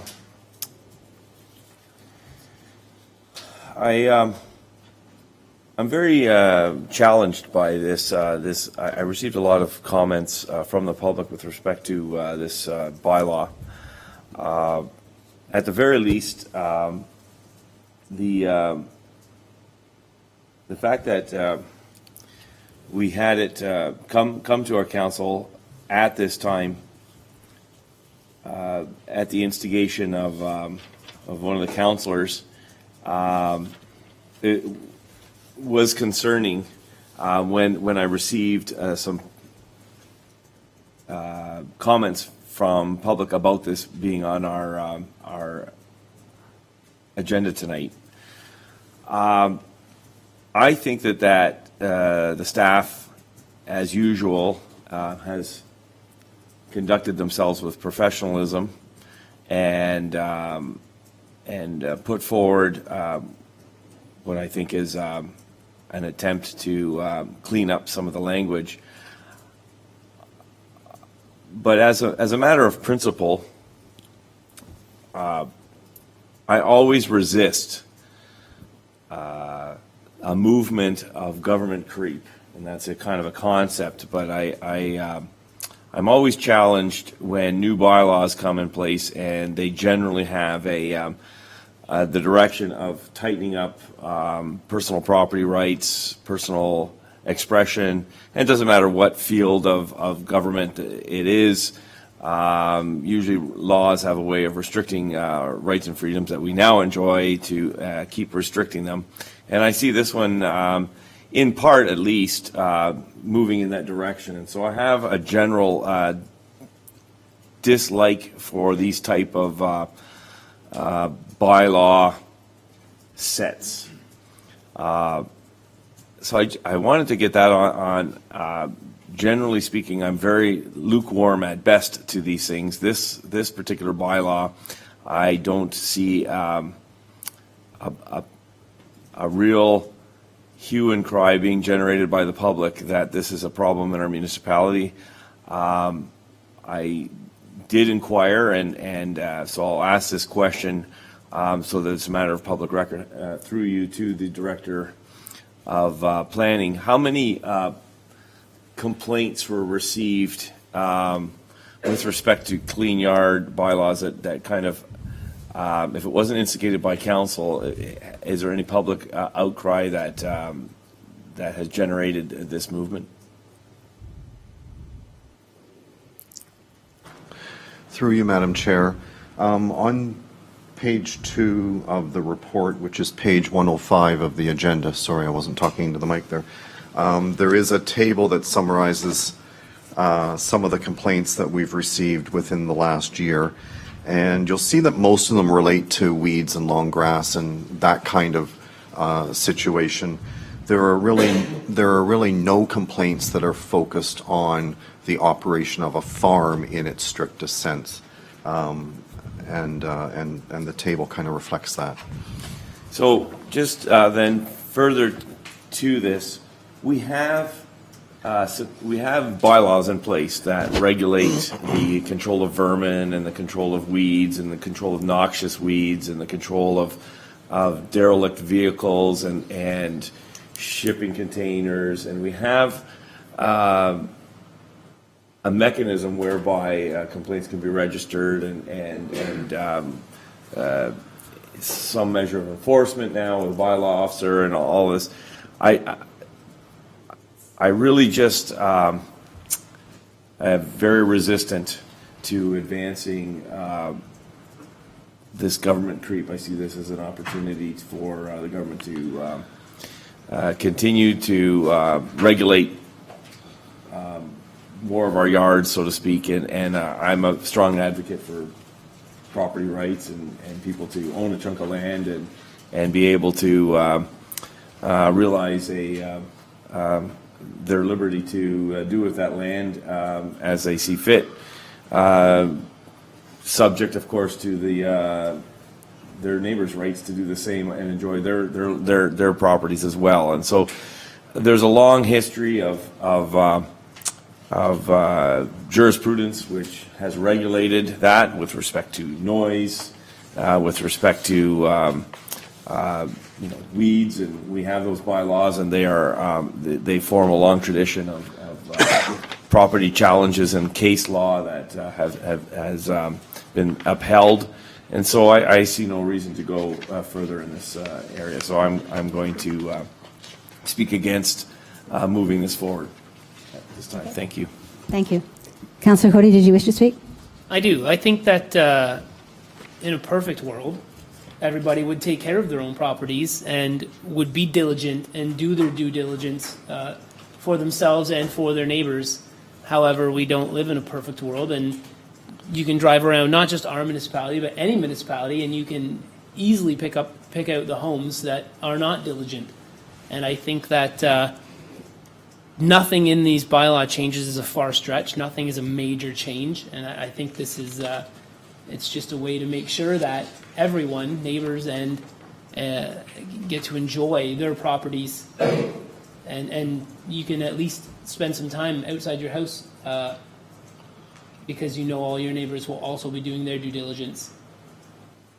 Okay, thank you. Councillor Riley? Thank you, Madam Chair. Yeah, I'm just looking at it right here. I agree with Councillor Cody in the sense of, like, I don't see anything that's really controversial here. To me, this feels like it's a very general setup. So my question actually through you is to Jeff there. Sorry, Jeff. Mr. Menard.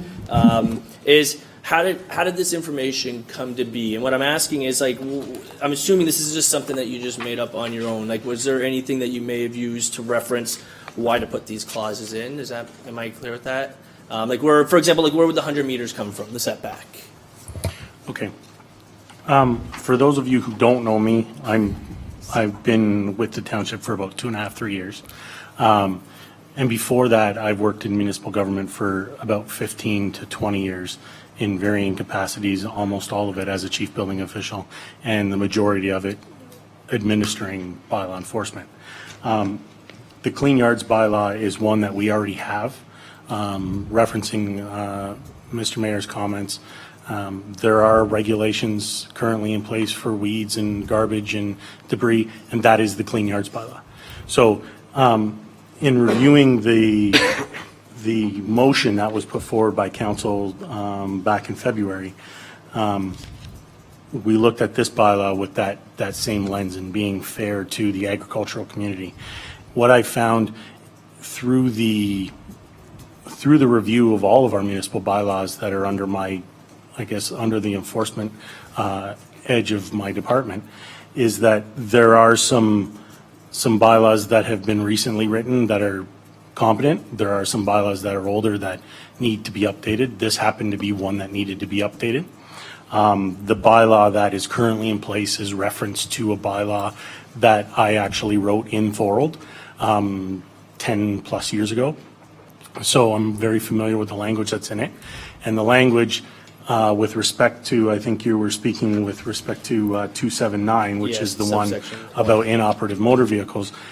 That one, the clause in our current bylaw is exactly the same clause that was in the Thorold bylaw, except for the fact that it was missing two parts of the clause. So if you read the current bylaw, it actually says, it has language to speak to as per below with a colon and nothing's below.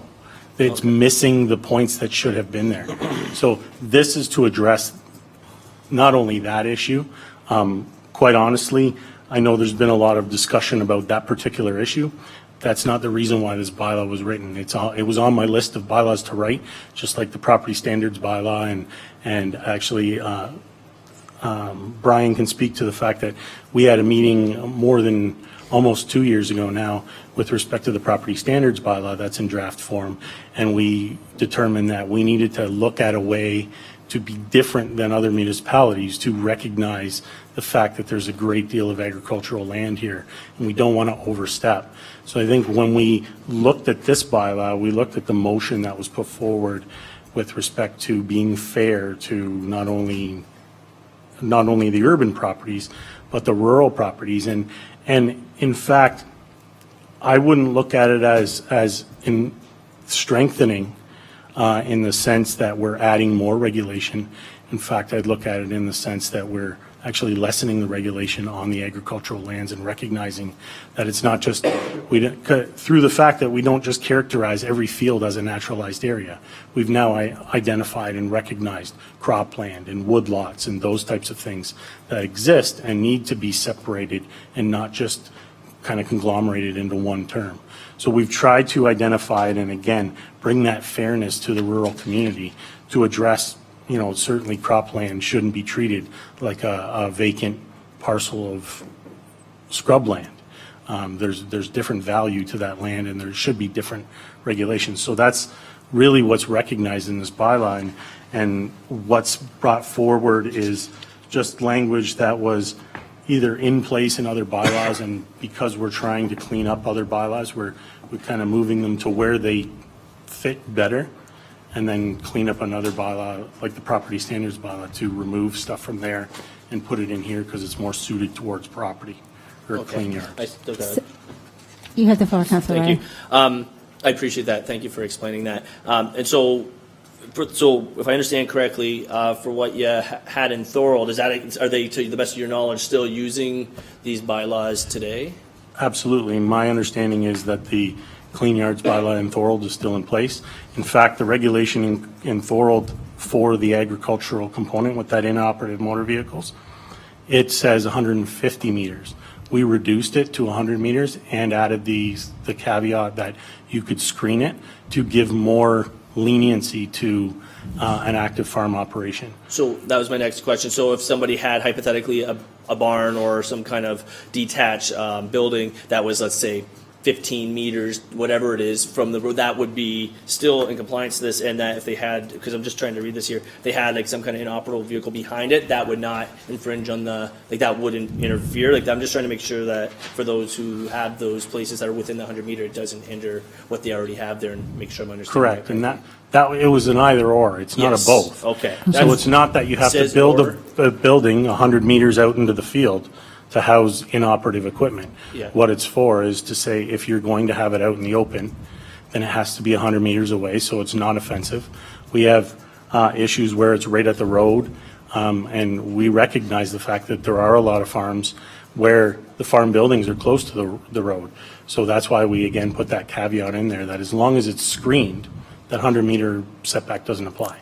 Okay. And again, this is something that, like, you've already gotten Thorold, and not to sound like a broken record here, but this is something that you would strongly support? Like, this is something that, like, you're bringing forward to us, so I want to make sure they understand, like, this is something that's going to help you in some shape or form? Absolutely. I think getting back to your previous question as to how this came about, this wasn't just, these aren't clauses in language that was just made up out of thin air. These are That's through what a I great deal of wanted. research in other bylaws and other municipal bylaws that are around not just the local area, but reaching out. I tried to look at other municipalities that had rural lands or had a greater percentage of rural lands as we do.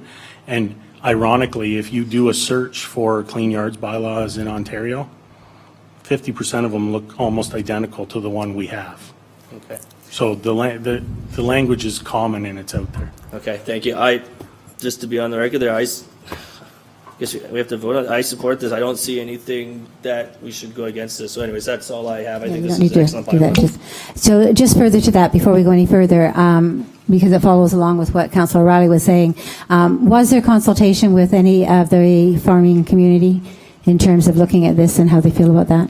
Mr. Treble or Mr. Menard, either one?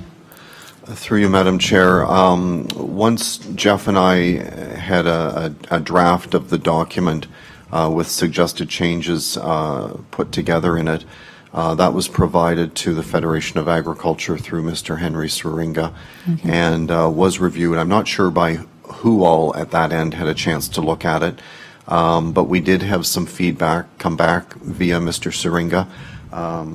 Jeff and I took a look at the concerns or questions raised, made some tweaks because there were a couple of very good points raised, and sent it back to them for their additional review and follow-up. We haven't, until tonight, had an official response to that second review. Okay, thank you. And that was why I asked, because we'd had Councillor Witteveen ask about an opportunity to review. So, I thought that you had mentioned that there had been an opportunity, so I just thought I'd follow with that. So, okay, so Councillor Rayner. Yes, I just got a brief thing to say. Thank you. I'd like to thank Mr. Menard and Mr. Treble for doing this. And it basically what it was, for example, like this weekend, and there's a big sign, "Welcome to Oxford County," and it says, "Embrace the rural roots." And you look around and you see these gorgeous farms, and it makes them proud that they have properties like that, but it leaves such an impression, and they're proud of the fact they even put it on the 401. Come visit our country area, see how beautiful it is. That's what I'd like to see West Lincoln. About 15 years ago, when I was called an alderman, we put signs up, $500 fine for littering. I don't know if anybody's ever been charged for it, but the idea was, please don't litter, leave it in your car till you get home and put it nicely away. And constantly I go down the road walking the dog every day, and every day there's more and more garbage. I'm thinking, I'm hoping one day we can get away from that so that when you drive anywhere in the township of West Lincoln, it's neat, it's beautiful. You're proud of it, you show your pride by looking after your property, and it reflects so well on the community when people drive through. And that's what this was all about. And There's over 140 tweets or changes to this that were highlighted, but the point was, it was something that needed to be brought up to speed, and by the number of changes, it shows that it really did. But the purpose of it is, as Mr. Menard said, it's to make it easier for the township to control, and as Councillor Cody said, it makes people respect other people too, and there's nothing wrong with that. Thank you. Okay, thank you. Councillor Trombetta. Thank you, Madam Chair. I tried to defer it earlier. You know, the reason why was because also Councillor Witteveen has concerns, and he wants to put his comments in, and I tried to avoid all this dialogue, but I guess it wasn't granted at the beginning, so I would like to defer this till next month's planning meeting, and I was looking for a seconder if someone could do that. Okay. So, wait for the clerk a minute.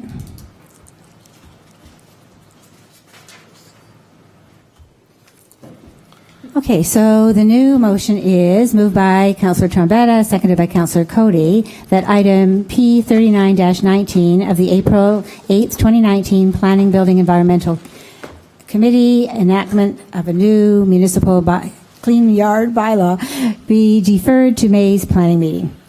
Sorry, this lovely printing was harder for me. So I'm going to ask all in favor of this deferral.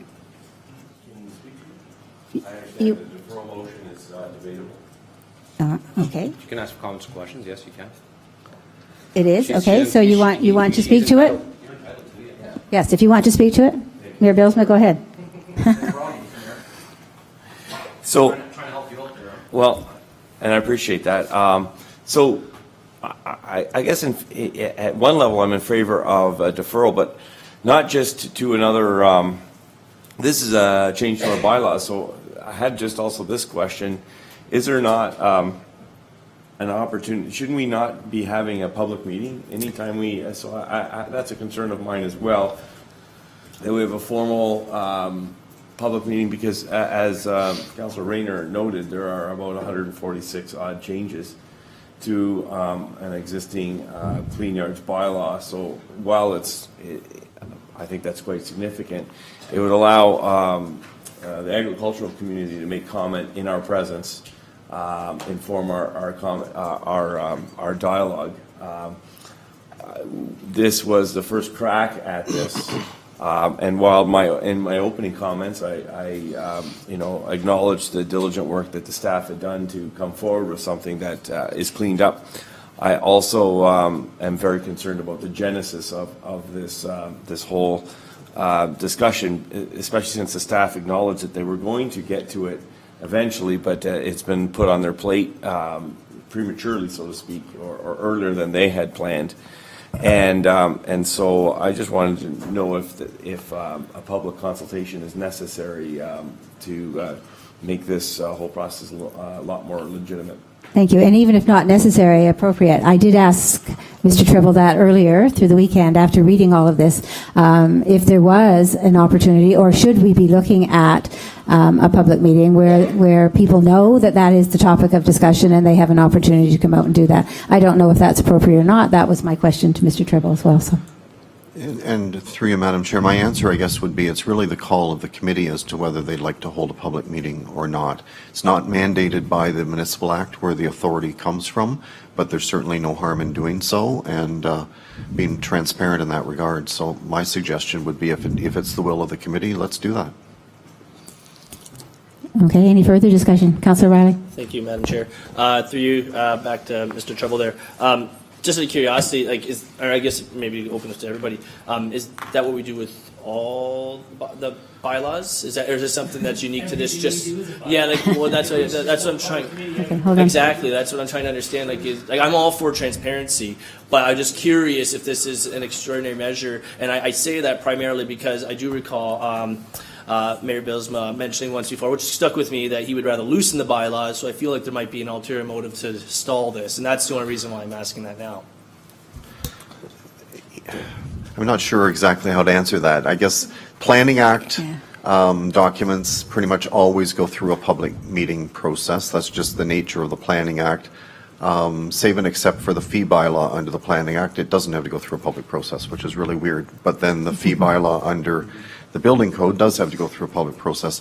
Generally, the Municipal Act, I don't think, requires public consultation, or certainly not for these kind of bylaws. But, I'm not sure there's a simple answer to that question. I think the CAO also wants to respond. Okay, Madam CAO.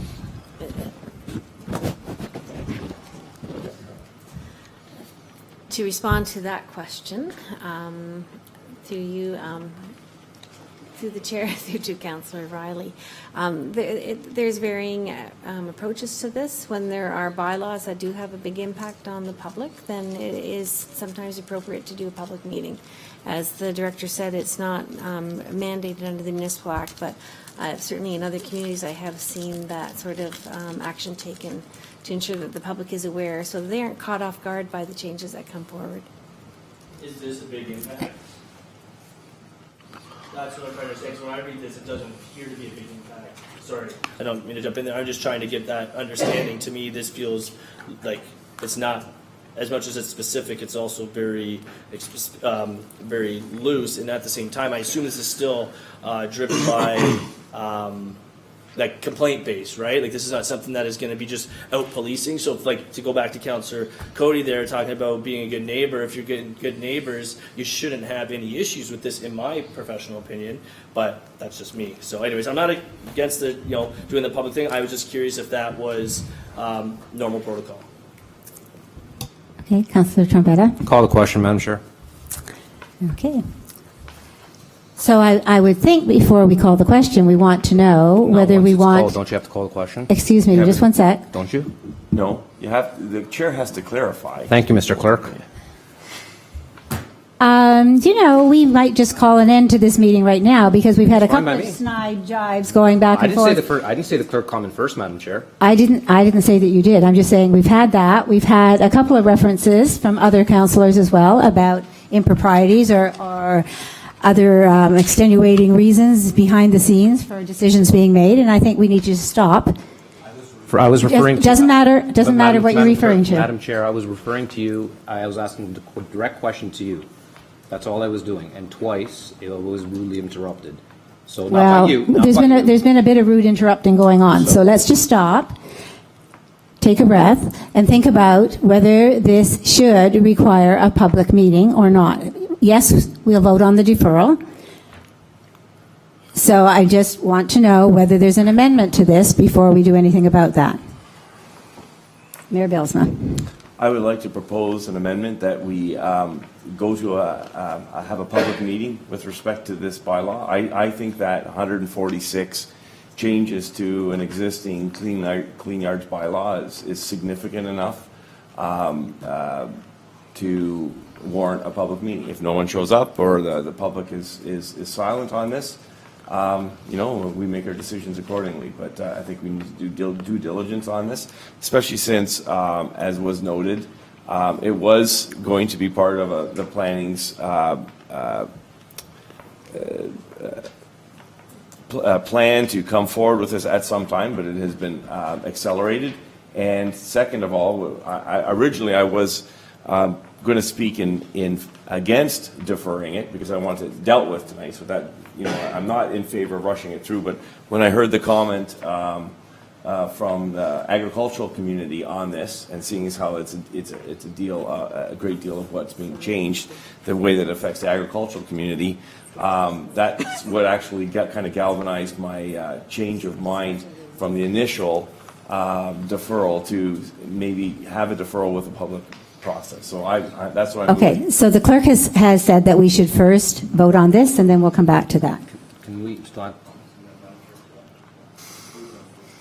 I thought you called the vote. Do you want to vote on this? I just wanted to get some more clarification here. The reason why I wanted to defer this from the beginning was, one, Councillor Witterbean had some concerns from the agricultural community. It gives us more time to hear more input. That's the reason why I want to defer. Two, I'm not here at this council meeting. I am away on holidays, and so is Councillor Cody. And three, Councillor Jonker is not also here either. So that was the only reason that you're aware of why Yes. I wanted it deferred Right. next month, which I thought we could get more input from the public, and we are all here as a whole. That was the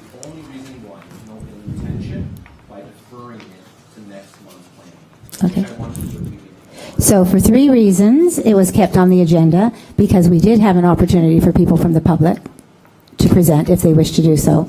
And secondly, the staff had the report prepared, had put all of that work into it, and it had it ready for this date for which it was requested. So that's why it stayed on.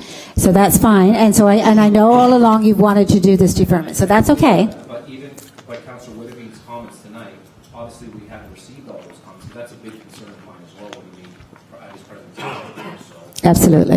I think that's a big chunk of what we need to defy. We don't want to even push my idea of deferring it more and avoiding all this dialogue and avoiding all this scrapping. I wanted it deferred until next month. Well, it needed to be discussed tonight for the reasons that I've stated. However, it doesn't mean it can't be deferred. So we'll see what happens with this. Okay, so once again, I'm going to do this motion. I'm going to read it. Moved by Councillor Trombetta and seconded by Councillor Cody, that item P39-19 of the April 8th, 2019 Planning, Building, Environmental Committee reenactment of a new municipal clean yards bylaw be deferred to May's planning meeting. Okay, so you've heard the motion. I'm going to ask now, all in favor? Any opposed? Okay, so that motion carries.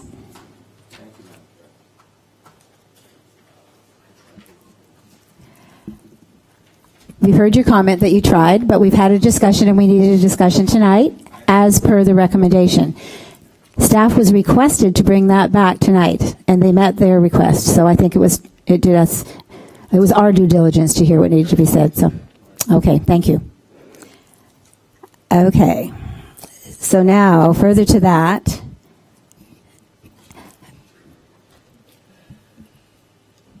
just leave it.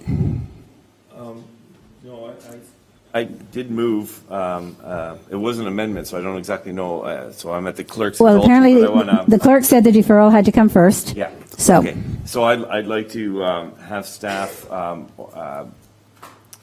notify the public of a public meeting with respect to this bylaw, and have that take place on that evening at the proper time as well.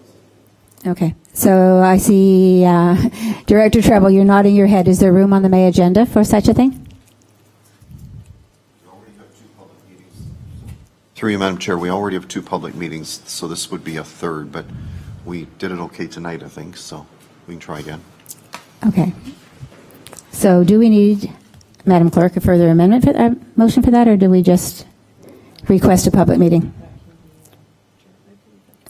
Just a direction to staff. Okay, super. Okay, thank you.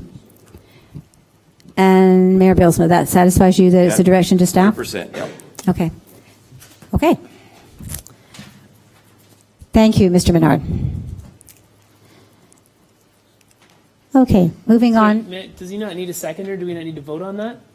No, it's a direction to staff. So who decides that we've given that direction to staff? We haven't decided that as a council. Well, I asked the clerk, and she said we could just give direction to staff. Yeah, but- So I'm just going by that. You don't want to have public input? We had a public meeting on bylaw changes tonight. Nobody showed up. We had an opportunity for them to speak on these bylaws tonight. Nobody showed up. I don't see any reason to have a public meeting. Well, it wasn't.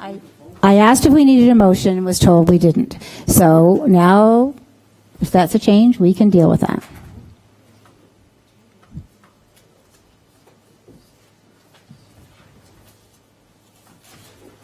Just a point of clarification, just, Mm-hmm.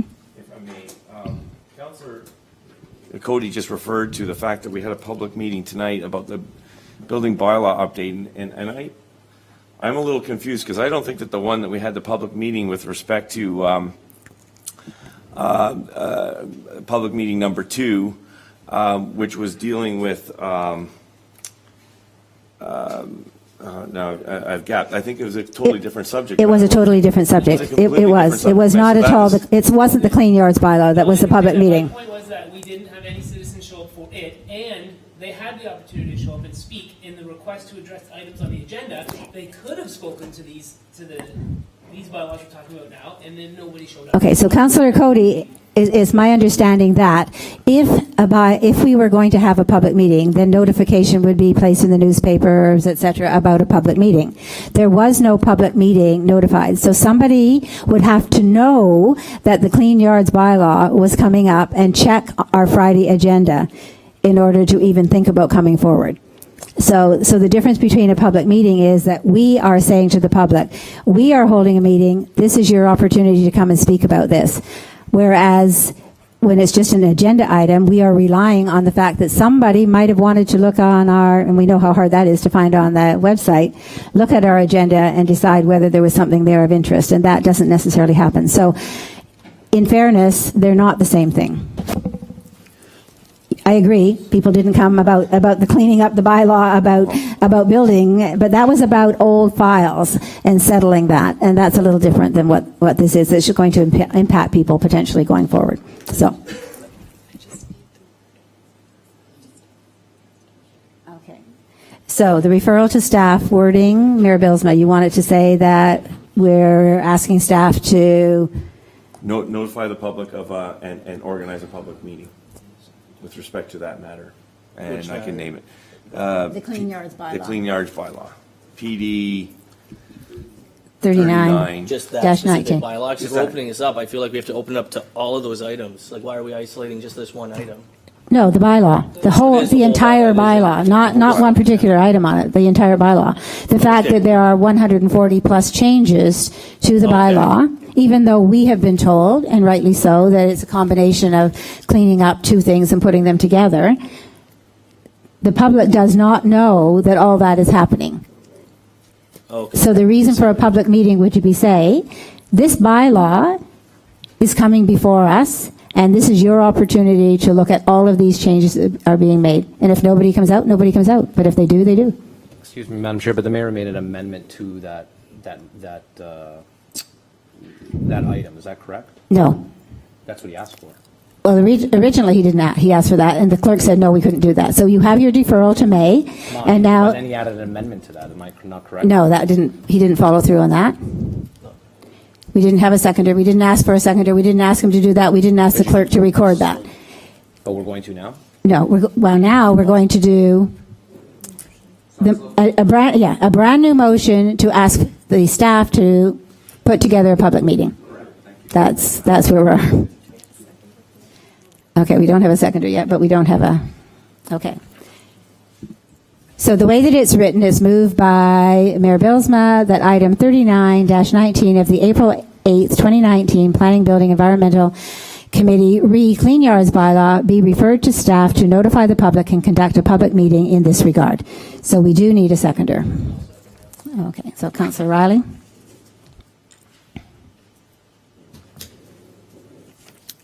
Okay. So everyone's clear on what this motion is? Okay, so we essentially then are asking staff to put this together. So I'm going to ask for the vote. All in favor? And opposed? Okay, so that motion is lost.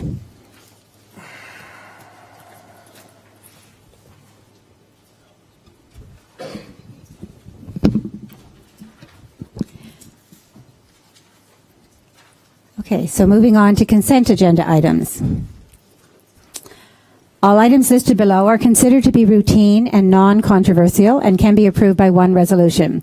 There will be no separate discussion of these items unless a council member requests it, in which case the item will be removed from the consent resolution and considered immediately following the adoption of the remaining consent agenda items. So A, item P 34-19. Recommendation report number PD-048-19, amendment to crossings on the 20 site plan agreement, site plan authorizing bylaw, file number 2100, just hit something by mistake, -009-19.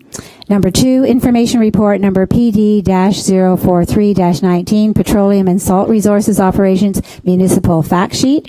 And 3, information report number PD-044-19, heritage designation request 200 St. Catherine Street, Ms. L. Fisher. So the recommendation is that the Planning, Building, Environmental Committee hereby approves the following consent agenda items.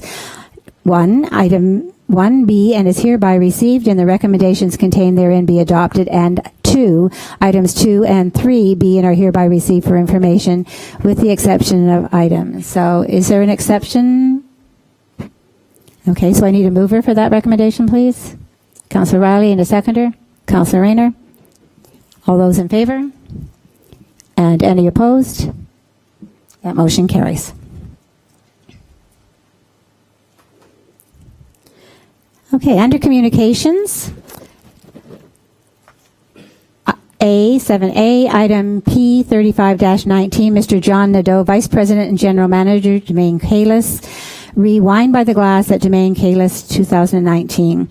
The recommendation is that the Council of the Corporation of the Township of West Lincoln supports and endorses the applications of wineries and breweries located within the geographic limits of the municipality to obtain by the glass manufacturers consumption in single servings at their manufacturing sites, and that this resolution is hereby approved prior to ratification by Council for the purpose of informing the Alcohol and Gaming Commission, AGCO. So I need a mover, please. Councillor Riley, and a seconder. Mayor Bilsma. Any discussion on this? Mayor Bilsma?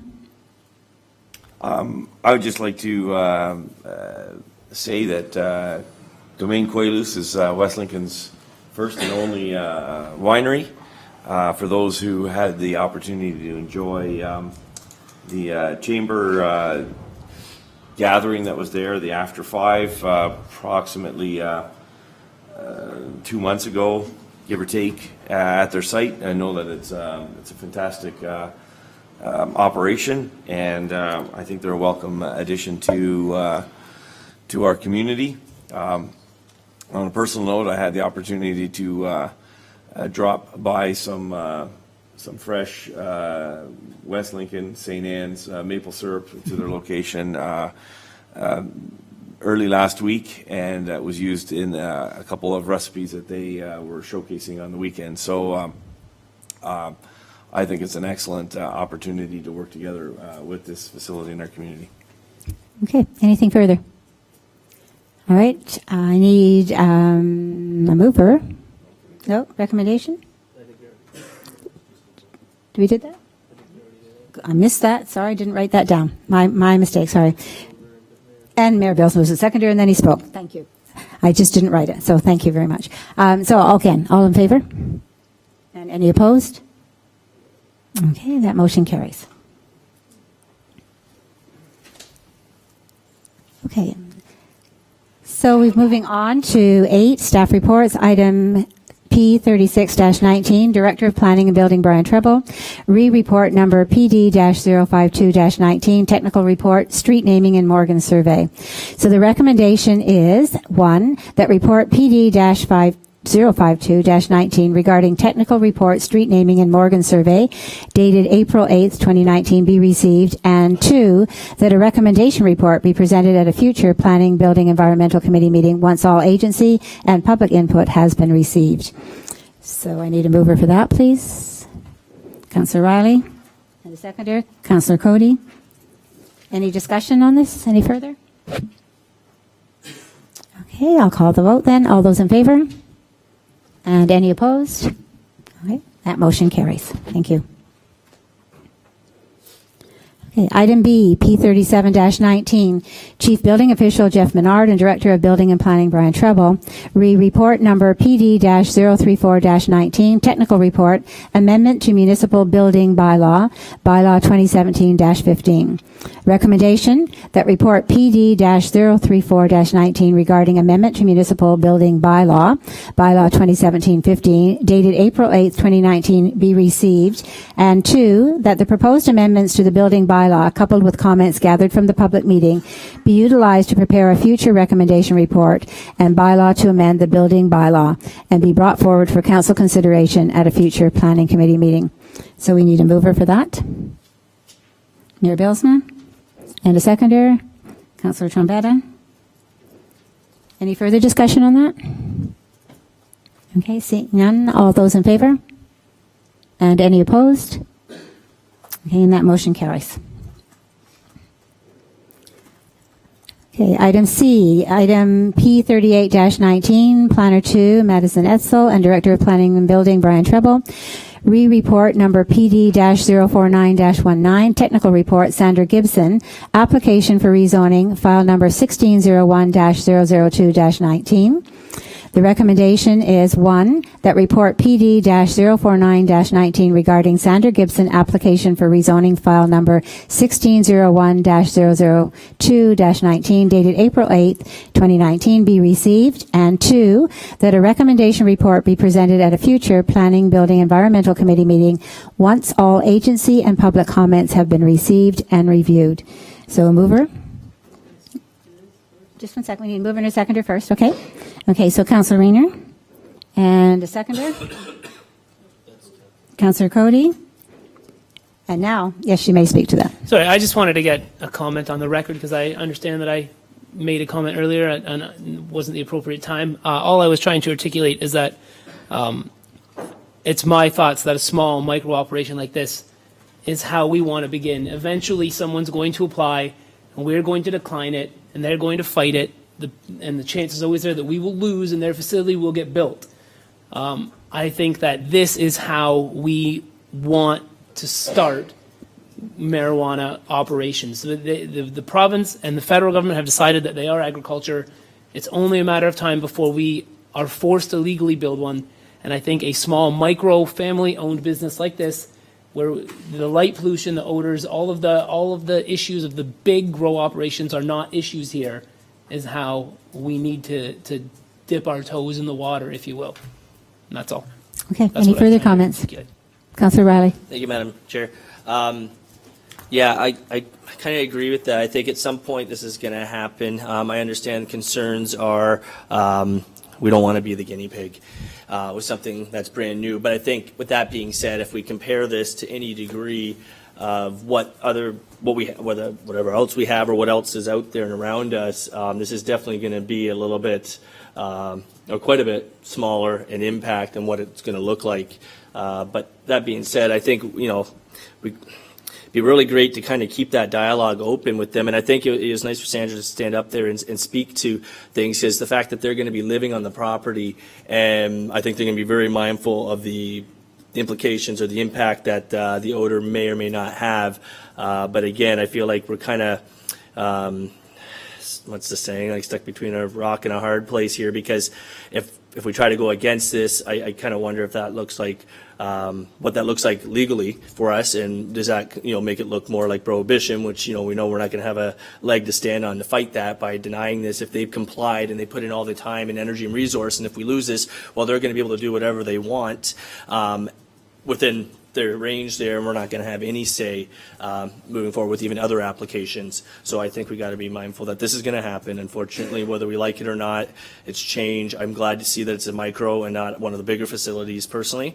But that being said, I just think that I was very pleased with Sandra, and she seemed to be very genuine in her explanation, and I think she's going to be, very diligent, considering she has to live with neighbors such as our one of our sitting councilors, Jason Trombetta as well. I think they're going to work with the community and not try to just do what they want to do just for the sake of dollars. It doesn't seem like it's that big of a business to be focusing just on the dollars. I think this is something that they're just doing maybe for the craft of it, plus making some money. But like they reference, it's going to be, they're trying to model it after like a craft brewery, and those are becoming more and more popular. And with that business platform, if they are successful in doing that, then it will have just as much impact as a craft brewery would be. So anyways, I just wanted those on the record. Thank you. Any further comments? Councillor Rayner. Yes, thank you. Councillor Cody made some good points. If you're going to start, it's better to start with the smallest one, the one you've got a little control. I just hope through this discussions tonight that Mr. Bedford would go back and get some more information in order to increase the confidence that he would bring to committee and council to say that this is not the stuff from the past. This is totally different, and that these situations have been researched and we can prevent it, and we do have backup plans. It's just the scariest part is the track record of Health Canada is basically useless. So that's the problem we have, is if it does go wrong, the people that are supposed to help us, they're nowhere to be found. And that's the part that really has scared me, because the backup plan is the one you always hope for. In case of an emergency, you've got something you can go to. It's just a smart way to run a business. And for anybody in this kind of business, the backup for the taxpayers is you've got the federal government who caused this whole thing. They're going to regulate it to make sure it doesn't get out of control. Unfortunately, they haven't done it. So this is where the problem is. But I certainly agree with Councillor Cody. Down the road, there's eventually going to be one, because if not, they can appeal it and they can end up getting it. And it's better to get it through the easy way than go through the hard way. But we need more information right now.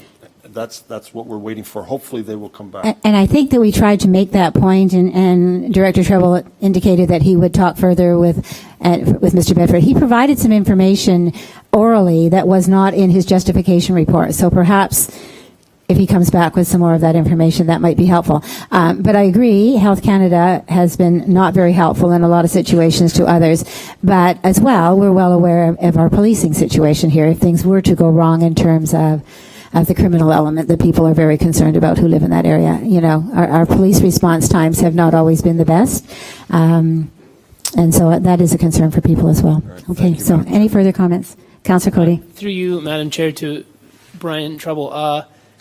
I heard a lot of comments about citizens having no luck with Health Canada. Do we have any more clout as a municipality? Like, would we have a different channel to speak with Health Canada and relay our issues than an average citizen who's just upset with the facility would?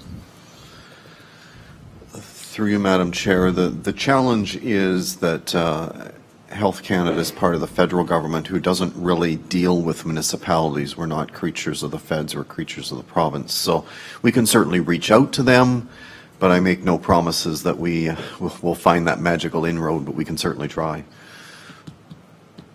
Okay, Nate Barrelsman.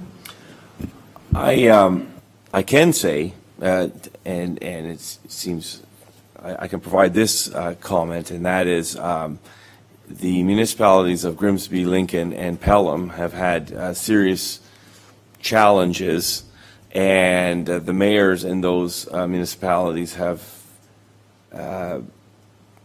bemoaned the reality that they don't get any farther with Health Canada, and for the reasons that, and I don't know if that's by design or by oversight, but the ministry that is touted as being responsible for this has no means of communicating with the municipalities who have to deal with that, and that's because of what the Director of Planning was saying. So it's a short answer, but it appears that the answer to your question is no. Mayors and municipalities do not have any special access to Health Canada any more than the residents. It's all falling on a blind ear, because there's, maybe it's even not even falling on a blind ear, but there's no voice to connect with the municipalities or no clout locally. Okay, thank you. Councillor Riley. Thank you, Madam Chair. Yeah, I'm kind of curious, and I don't really know where to direct this question to, so I'll just say it freely. Like, in the event that Health Canada is not fulfilling their commitment and their obligation to police this, is there not any other legal route that can be taken, or other agency that acts as a liaison that can be addressed to, like, hold them accountable, because they are responsible for overseeing this, and if they're not doing their job, we can't just be forced to suck it up. I don't think that seems fair, but that's what it appears to be right now. Mr. Treble, do you want to try that one? That's a doozy.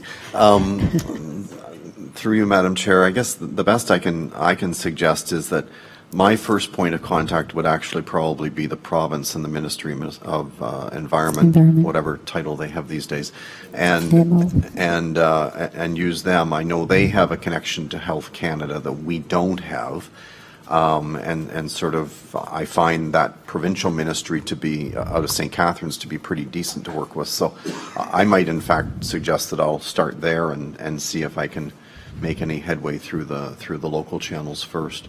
There has to be a Health Canada enforcement officer around here somewhere. I just don't One know, would think so. Don't know who, and I don't know where. So. Okay. Councillor Rayner. Thank you. Yes, but he's probably federal, which could lead with the same sort of thing with Health Canada. When I was going through university, I worked in the steel company down in Hamilton, and they had hair monitoring systems there, where they would get the fallout from iron oxide, sulfur dioxide, all the rest of the stuff. And the Ministry of the Environment has these portable trailers. I just don't know if they've had anything calibrated to test for the volatile smell of this plant, and to the point where they have determined through science that it becomes obnoxious and offensive to the people who live around, and therefore can monitor it. You would think there would be with the science available today, but I know they have portable air quality trailers that they move around. If there's, for example, a number of times, Dofasco has had a problem where they've noted, people in the Hamilton paper have noted this big cloud of plume, and the ministry's there doing air quality testing. Or there's a major fire somewhere, and they're there doing air quality testing. I'm just wondering if there's something in that kind of nature where we've got a place like Font Hill past the Claire's motorcycle shop where they could set a trailer there and say, okay, what's the standard of tolerance for the poor people that live next to this stinking place? What can we do to monitor it that it's unacceptable, we have to close you down? I don't know. It's a thought, but I know the Ministry of the Environment does air quality, but has anybody looked into it? Can we look into it and find out if there is something they're doing with that regard? It's certainly something that if it's there, Pelham would be looking into, I would guess. So that would be a good way to just sort of reach out to our neighboring municipalities to see what's going on with that. Okay. Anything further? Okay. So we have a resolution before us, moved and seconded. All those in favor? And opposed? Okay, that motion carries. So we've dealt with D already, so we're moving to item E, P40-19. Planner 2, Garrett Borma, and Director of Planning and Building, Brian Treble, re-report number PD-045-19, recommendation report, comprehensive zoning bylaw housekeeping amendments. The recommendation is 1, that report PD-045-19 regarding comprehensive zoning bylaw housekeeping amendments dated April 8th, 2019 be received, and 2, that a public meeting be held as required by the Planning Act at a future Planning, Building, Environment Committee meeting. So I need a mover for that motion, please. Councillor Trombetta, and a seconder. Councillor Rayner. Any discussion on this motion? Okay, all those in favor? And any opposed? Okay, that motion carries. Okay, we're moving on to F, item P41-19, Director of Planning and Building, Brian Treble, and Planner 2, Garrett Borma, and Planner 2, Madison Etzel.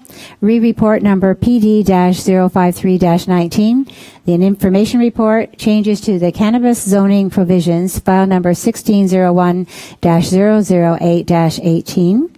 The recommendation is that report PD-053-19 regarding changes to cannabis zoning provisions dated April 8, 2019 be received for information. So we don't need a motion for information, do we? No. No motion for information?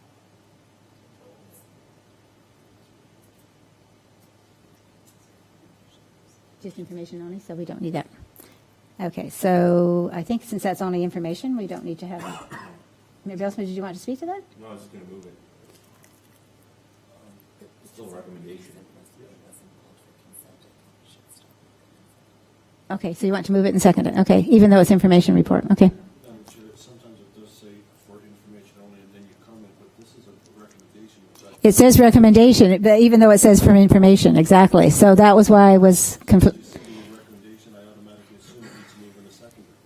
And that was my thinking, but then I saw for information and read for information. So, we'll go through the motion, and of doing it properly. So, I need a mover. Mayor Belsman, and a seconder. Councillor Rayner.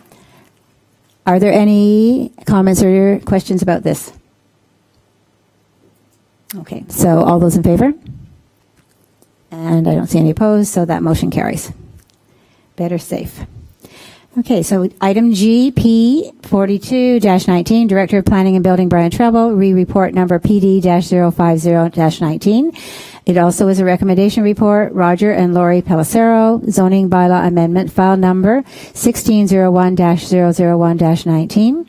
The recommendation is 1, that report PD-050-19 regarding Roger and Lori Pellicero zoning bylaw amendment, file number 1601-001-19, dated April 8th, 2019, be received, and 2, that section 3417 of the Planning Act apply, and that no further public meeting is required, and 3, that a bylaw to implement zoning bylaw amendment 1601-001-19 submitted by Roger and Lori Pellicero be approved.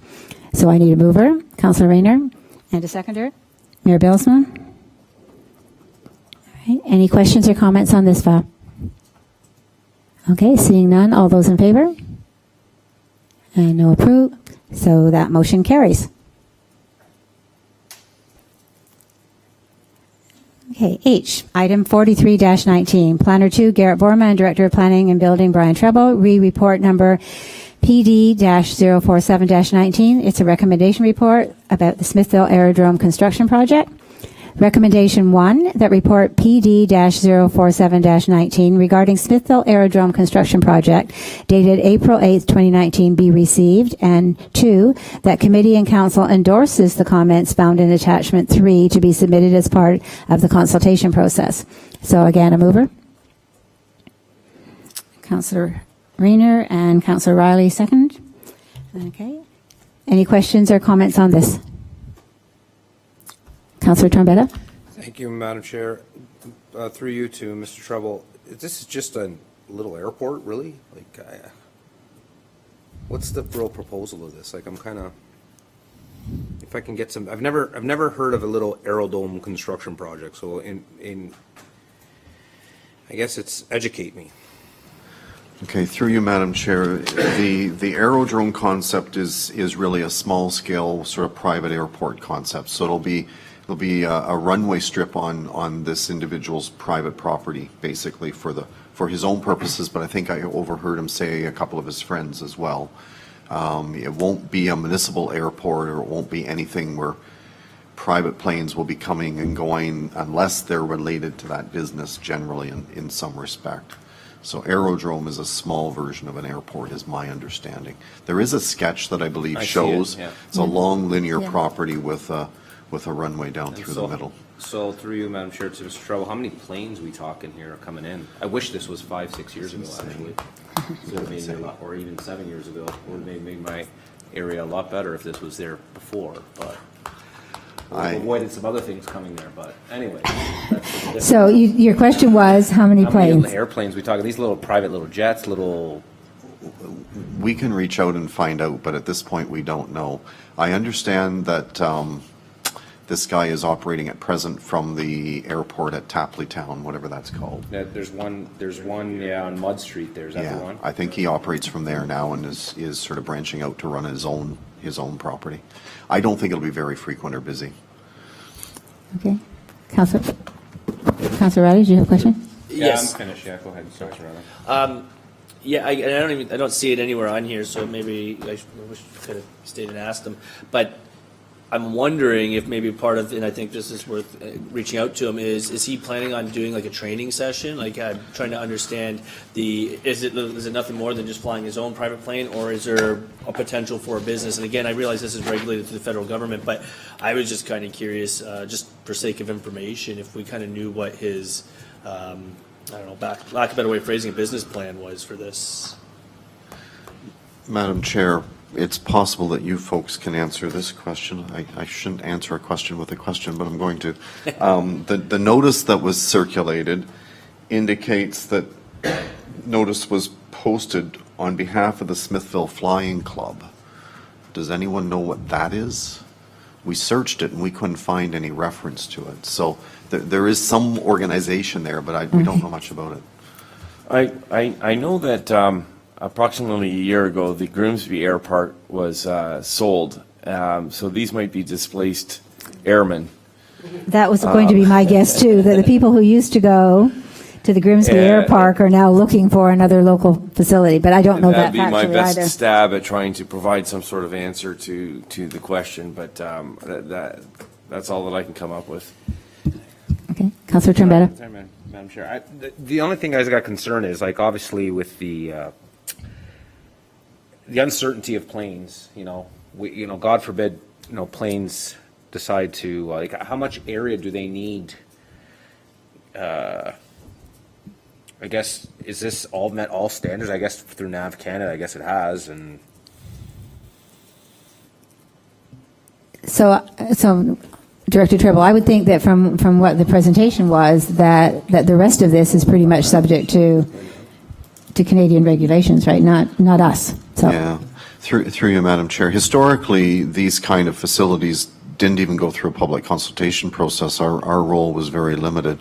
I think the CIO can elaborate quite extensively on perhaps why there's a public consultation these days. But Garrett and I did have a chance to sit down with this individual, and we got the sense that it basically already had Ministry of Transport or whatever agency it is approval. It complied with all of the standards and stipulations, and the process of going through public consultation was the next step if we kind of indicated that it seemed like it was something that could fit the area. So. Sorry, through you, Madam Chair, through Mr. Trevor, the only concern I have about this is like it's 10 minutes away from another airport. I don't understand what's the purpose of it. What are the intentions of it? Like what's it attracting that literally it's a stone throw away from another airport.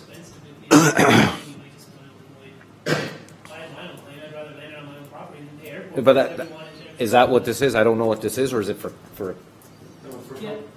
Personal, use? So he said personal use, and some of his just friends him may. and that's it.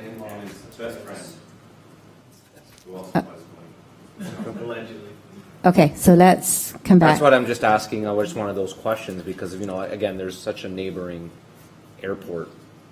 But perhaps it could be fee related. It might be easier for him to have his own rather than pay fees, and I'm not certain of that either. But remember that this is the beginning of the consultation process. So the questions that you have are good questions that perhaps, as it goes down further, that Director Treble may have as well. Councillor Rayner. Thank you. I remember a number of years ago when the turbine issue was brought up in the township. There were 5 turbines that were built down close to the west end of the property of the township. Then there were 44 much larger turbines built, and then most of them were almost starting in Ward 2. The reason there was a huge void in the middle, because I went to those consultations and I asked the question, was because NAV Canada said that they had difficulty with the aircraft coming into Mount Hope, and that's why they didn't want those large turbines to be in the Caister Centre area. Consequently, Caister Centre area is one of the only areas in West Lincoln that actually has a void of turbines in a certain area. So my question, and I see them and I hear them going over top quite often. They're only like 5,000 feet up. And this is not far away. My concern is NAV Canada got a concern about this because they had a concern with the turbines, and they're only up like 300 feet.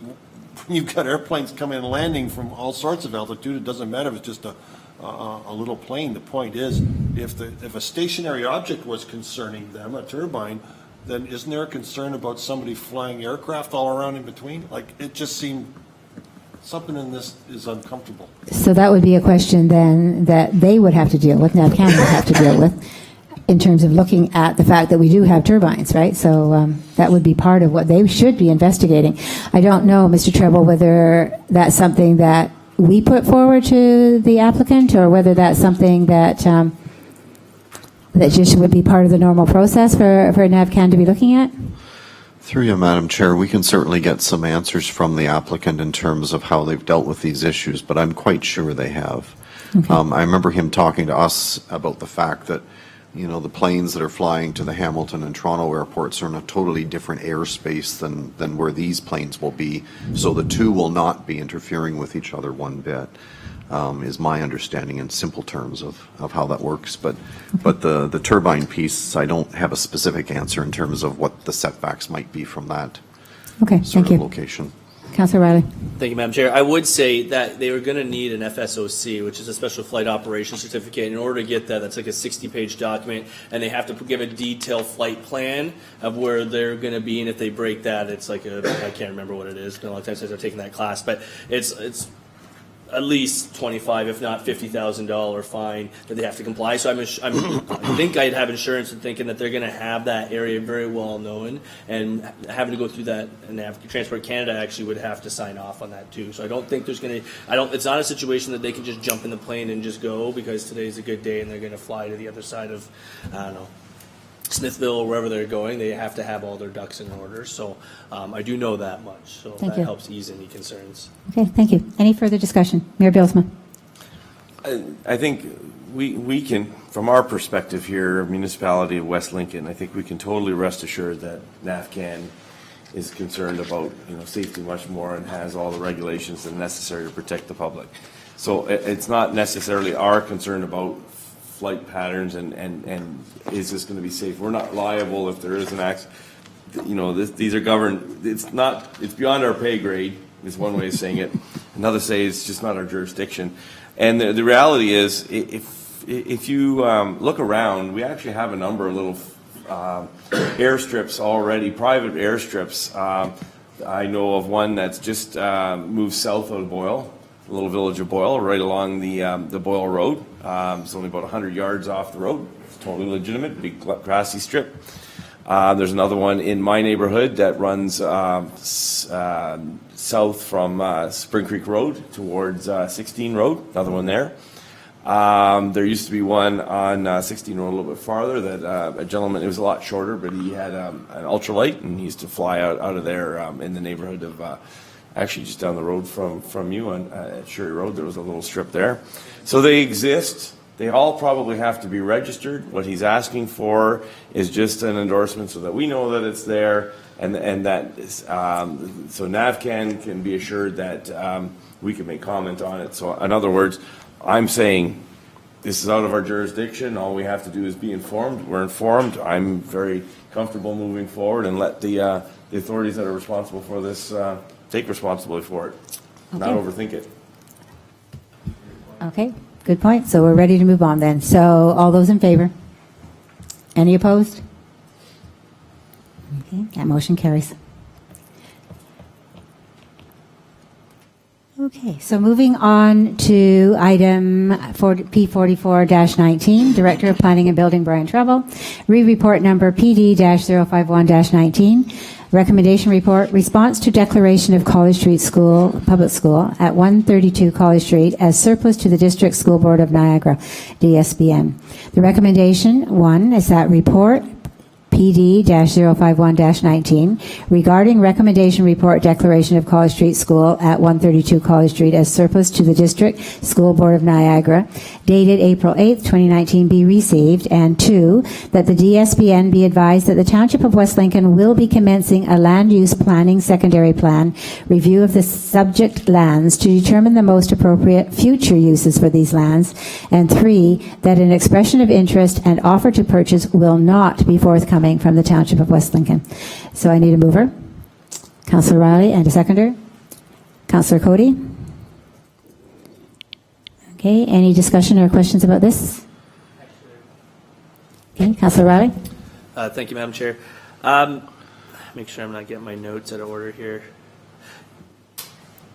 Yeah, I think it's right. Okay, so my question I think I had before is why are we not considering or pursuing, why is it the township's opinion not to go forward with at least the consideration of purchasing this, the DSBN property?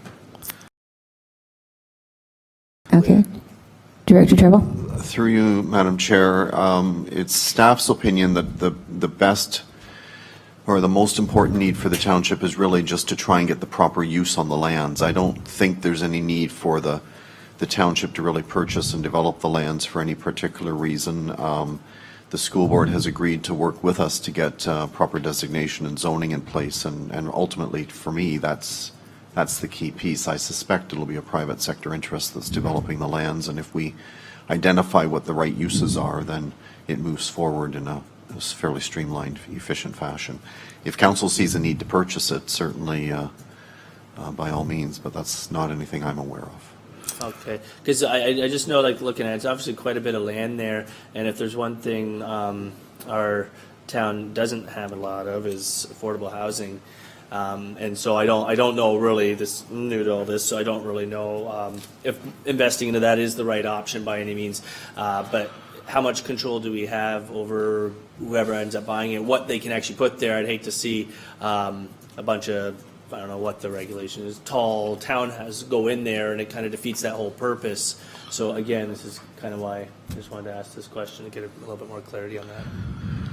Through you, Madam Chair, affordability is certainly sort of a hot button topic these days. I don't know how frequently we talk about it here at the township offices, but it's coming up quite regularly with industry and everything in town striving to accommodate the people that it employs. So it's certainly something that will be part of the discussion as we design these lands. Downtown core areas are something that probably accommodate affordability a whole lot better, and sometimes it is sort of smaller availability units, whether they be rental or condominium type units that achieve the affordability, and it's, so it's the right place to try and achieve it, and how best we do that is what the land use planning can do for us. Excellent. Okay. And just to throw it out there too, like in the name of affordability as well, like I don't know how many people are aware, but I have friends that they're 27th on the wait list for an apartment to rent in town. It's a crisis. Like they got like 3+ kids, and they're just struggling to make ends meet in their mind, trying to figure out where to house themselves. So this is a topic we need to take very seriously.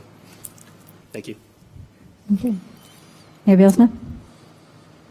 Probably the clearest answer, though, to your first question is actually number 2.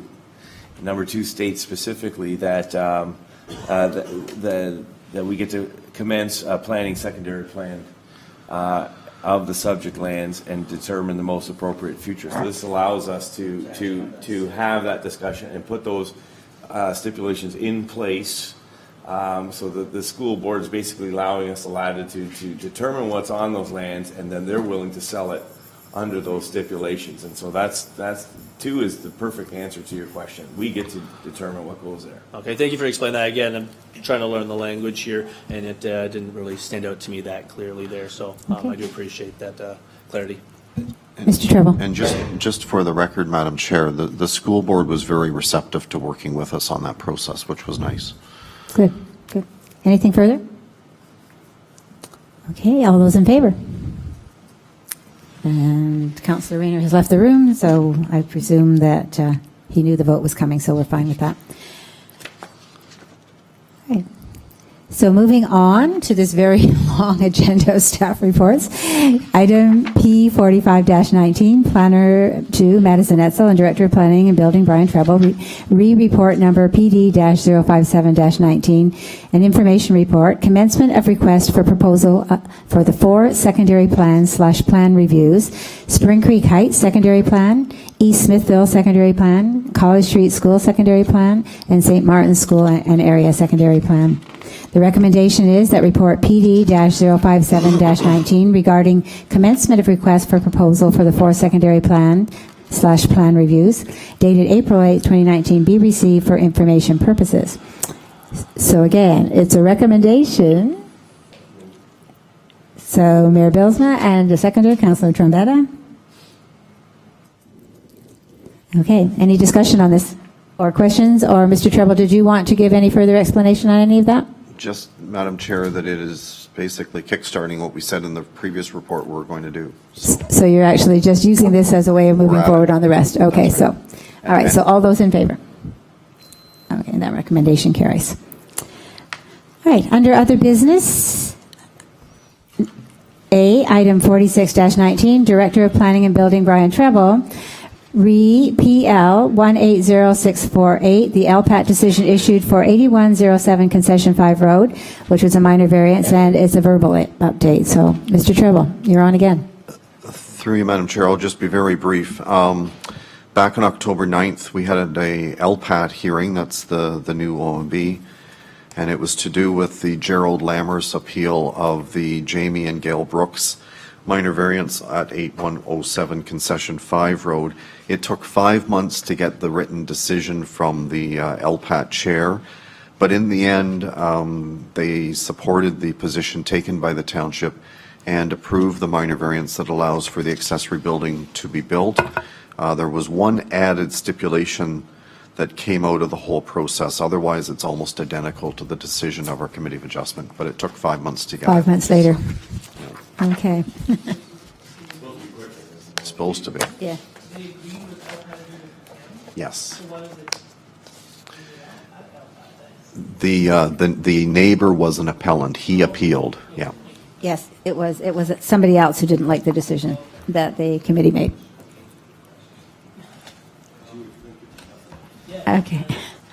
Okay, so moving on.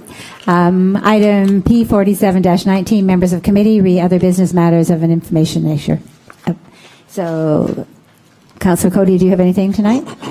Okay, Mayor Bilsma? I do. Just briefly, I wanted to highlight, since it's a planning meeting, that CAO Hendry and Director Treble and myself all piled into a car and navigated the highway to Municipal Affairs and Housing in downtown Toronto, Bay Street. It turns out it's the old stomping grounds of our CAO. She worked there for 17 years, so she was, I think Brian and I would have had a lot more difficult time getting there, but we had an able co-pilot. She told us where to park and everything.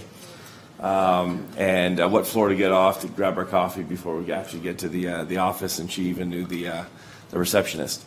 Long story short, it was another opportunity for our township to be represented in front of the Minister of Municipal Affairs and Housing, Stephen Clark. Now, we didn't actually meet him, but we met his staff. We put forward basically two strong cases or two proposals. One of them has the main thrust of our presentation had to deal with affordable housing and the expansion of our municipality towards that end, making the case that West Lincoln is a great place to grow and to and we're positioned for a number of reasons to be a spot to grow, and that the current climate, political climate, or governing climate of the Niagara region should not impact that reality that Smithville and West Lincoln are great places to grow. We have the red map. We refer to as the red map. It is the urban boundary of Smithville with the study area around it, and we put that forward in a large scale towards to the staffers that were assembled there. The second part of that proposal, and we've always said that this is also hinging on the logistics to get the urban boundary of Smithville and West Lincoln in general, and safe access to the QEW through a proper road, our goods to market, the goods that are generated in West Lincoln to market. So we talked about the north-south crossing, sometimes referred to as a Bartlett Creek extension, whatever you want to term that, but that is a focus of our council over this term, and so we had an opportunity to present that again. So that represents the second time that those were presented to that office, to that ministry. We have also made presentations to the Ministry of Transportation. Director Treble and myself have been in front of Jeff Urick, the Minister of Transportation, as well. CAO and myself have been to visit MP Vance Badaway and MPP Minister of Infrastructure Monty McNaughton on the same topic. So I just want you to know that the staff, myself, are using every opportunity to get our voices heard on these matters: affordable housing, community hubs, good access, safe egress up and down the hill. And so I just wanted to say, we're going to continue to work and plug this. Okay, thank you for that positive report. Councillor Rayner, anything tonight from you? Yes, Madam Chair, just that I believe it was Tuesday, March 26th, at Wellandport, there was an opportunity for the people in the rural areas that have woodlots to register for the Gypsy Moth program. And Paul Robertson and his son were there. And I was there early, like right when it opened. I think it was from 5 till 9 or whatever. But I believe the flow was pretty steady, was it not, Mr. Tribble? Did you hear from Mr. Robertson? Through you, Madam Chair, I was actually there from about 7 until 8. It was starting to dwindle off by then, but they had some 30-plus people sign up at that point. I don't know how many actually entered, and a number of other people had taken away forms to fill in to bring back for their ability to participate. So they were pleased with the turnout, I know that much. Thank you. I also spoke to residences of Ward 1 who called me, and a lot of them have been on the spray program with Paul in the past. And they've just emailed him. They don't even have to go there because he's on the list. They're on the list. So they just emailed him and he would line up. So what he's done basically is he's taken your name, your address, your lot number, legal lot number and concession, asked you to draw basically a map of where your woodlot is, and he was going to measure it all out and get back to us, and then line up what the cost would be and when the spraying scheduling date was. So I thought it was extremely worthwhile. I know I've got an area that's thick with gypsy moss, and they're beautiful, well over 100-year-old trees, oak trees, and I'm looking forward to eliminating the gypsy moth and saving these trees, as are everybody else who showed up at that meeting. So it was very, very positive for the people who own woodlots in this township. I'm so glad we got Mr. Robertson out there, and he's got such a keen interest on care of woodlots. He's a great resource for this township. Okay, thank you. Councillor Trombetta? No? Councillor Riley? Nothing today? Okay, well, there are no new items of business that I'm aware of. And so that will close the open portion of this meeting, and we will move into confidential matters. Item P48-19, Director of Planning and Building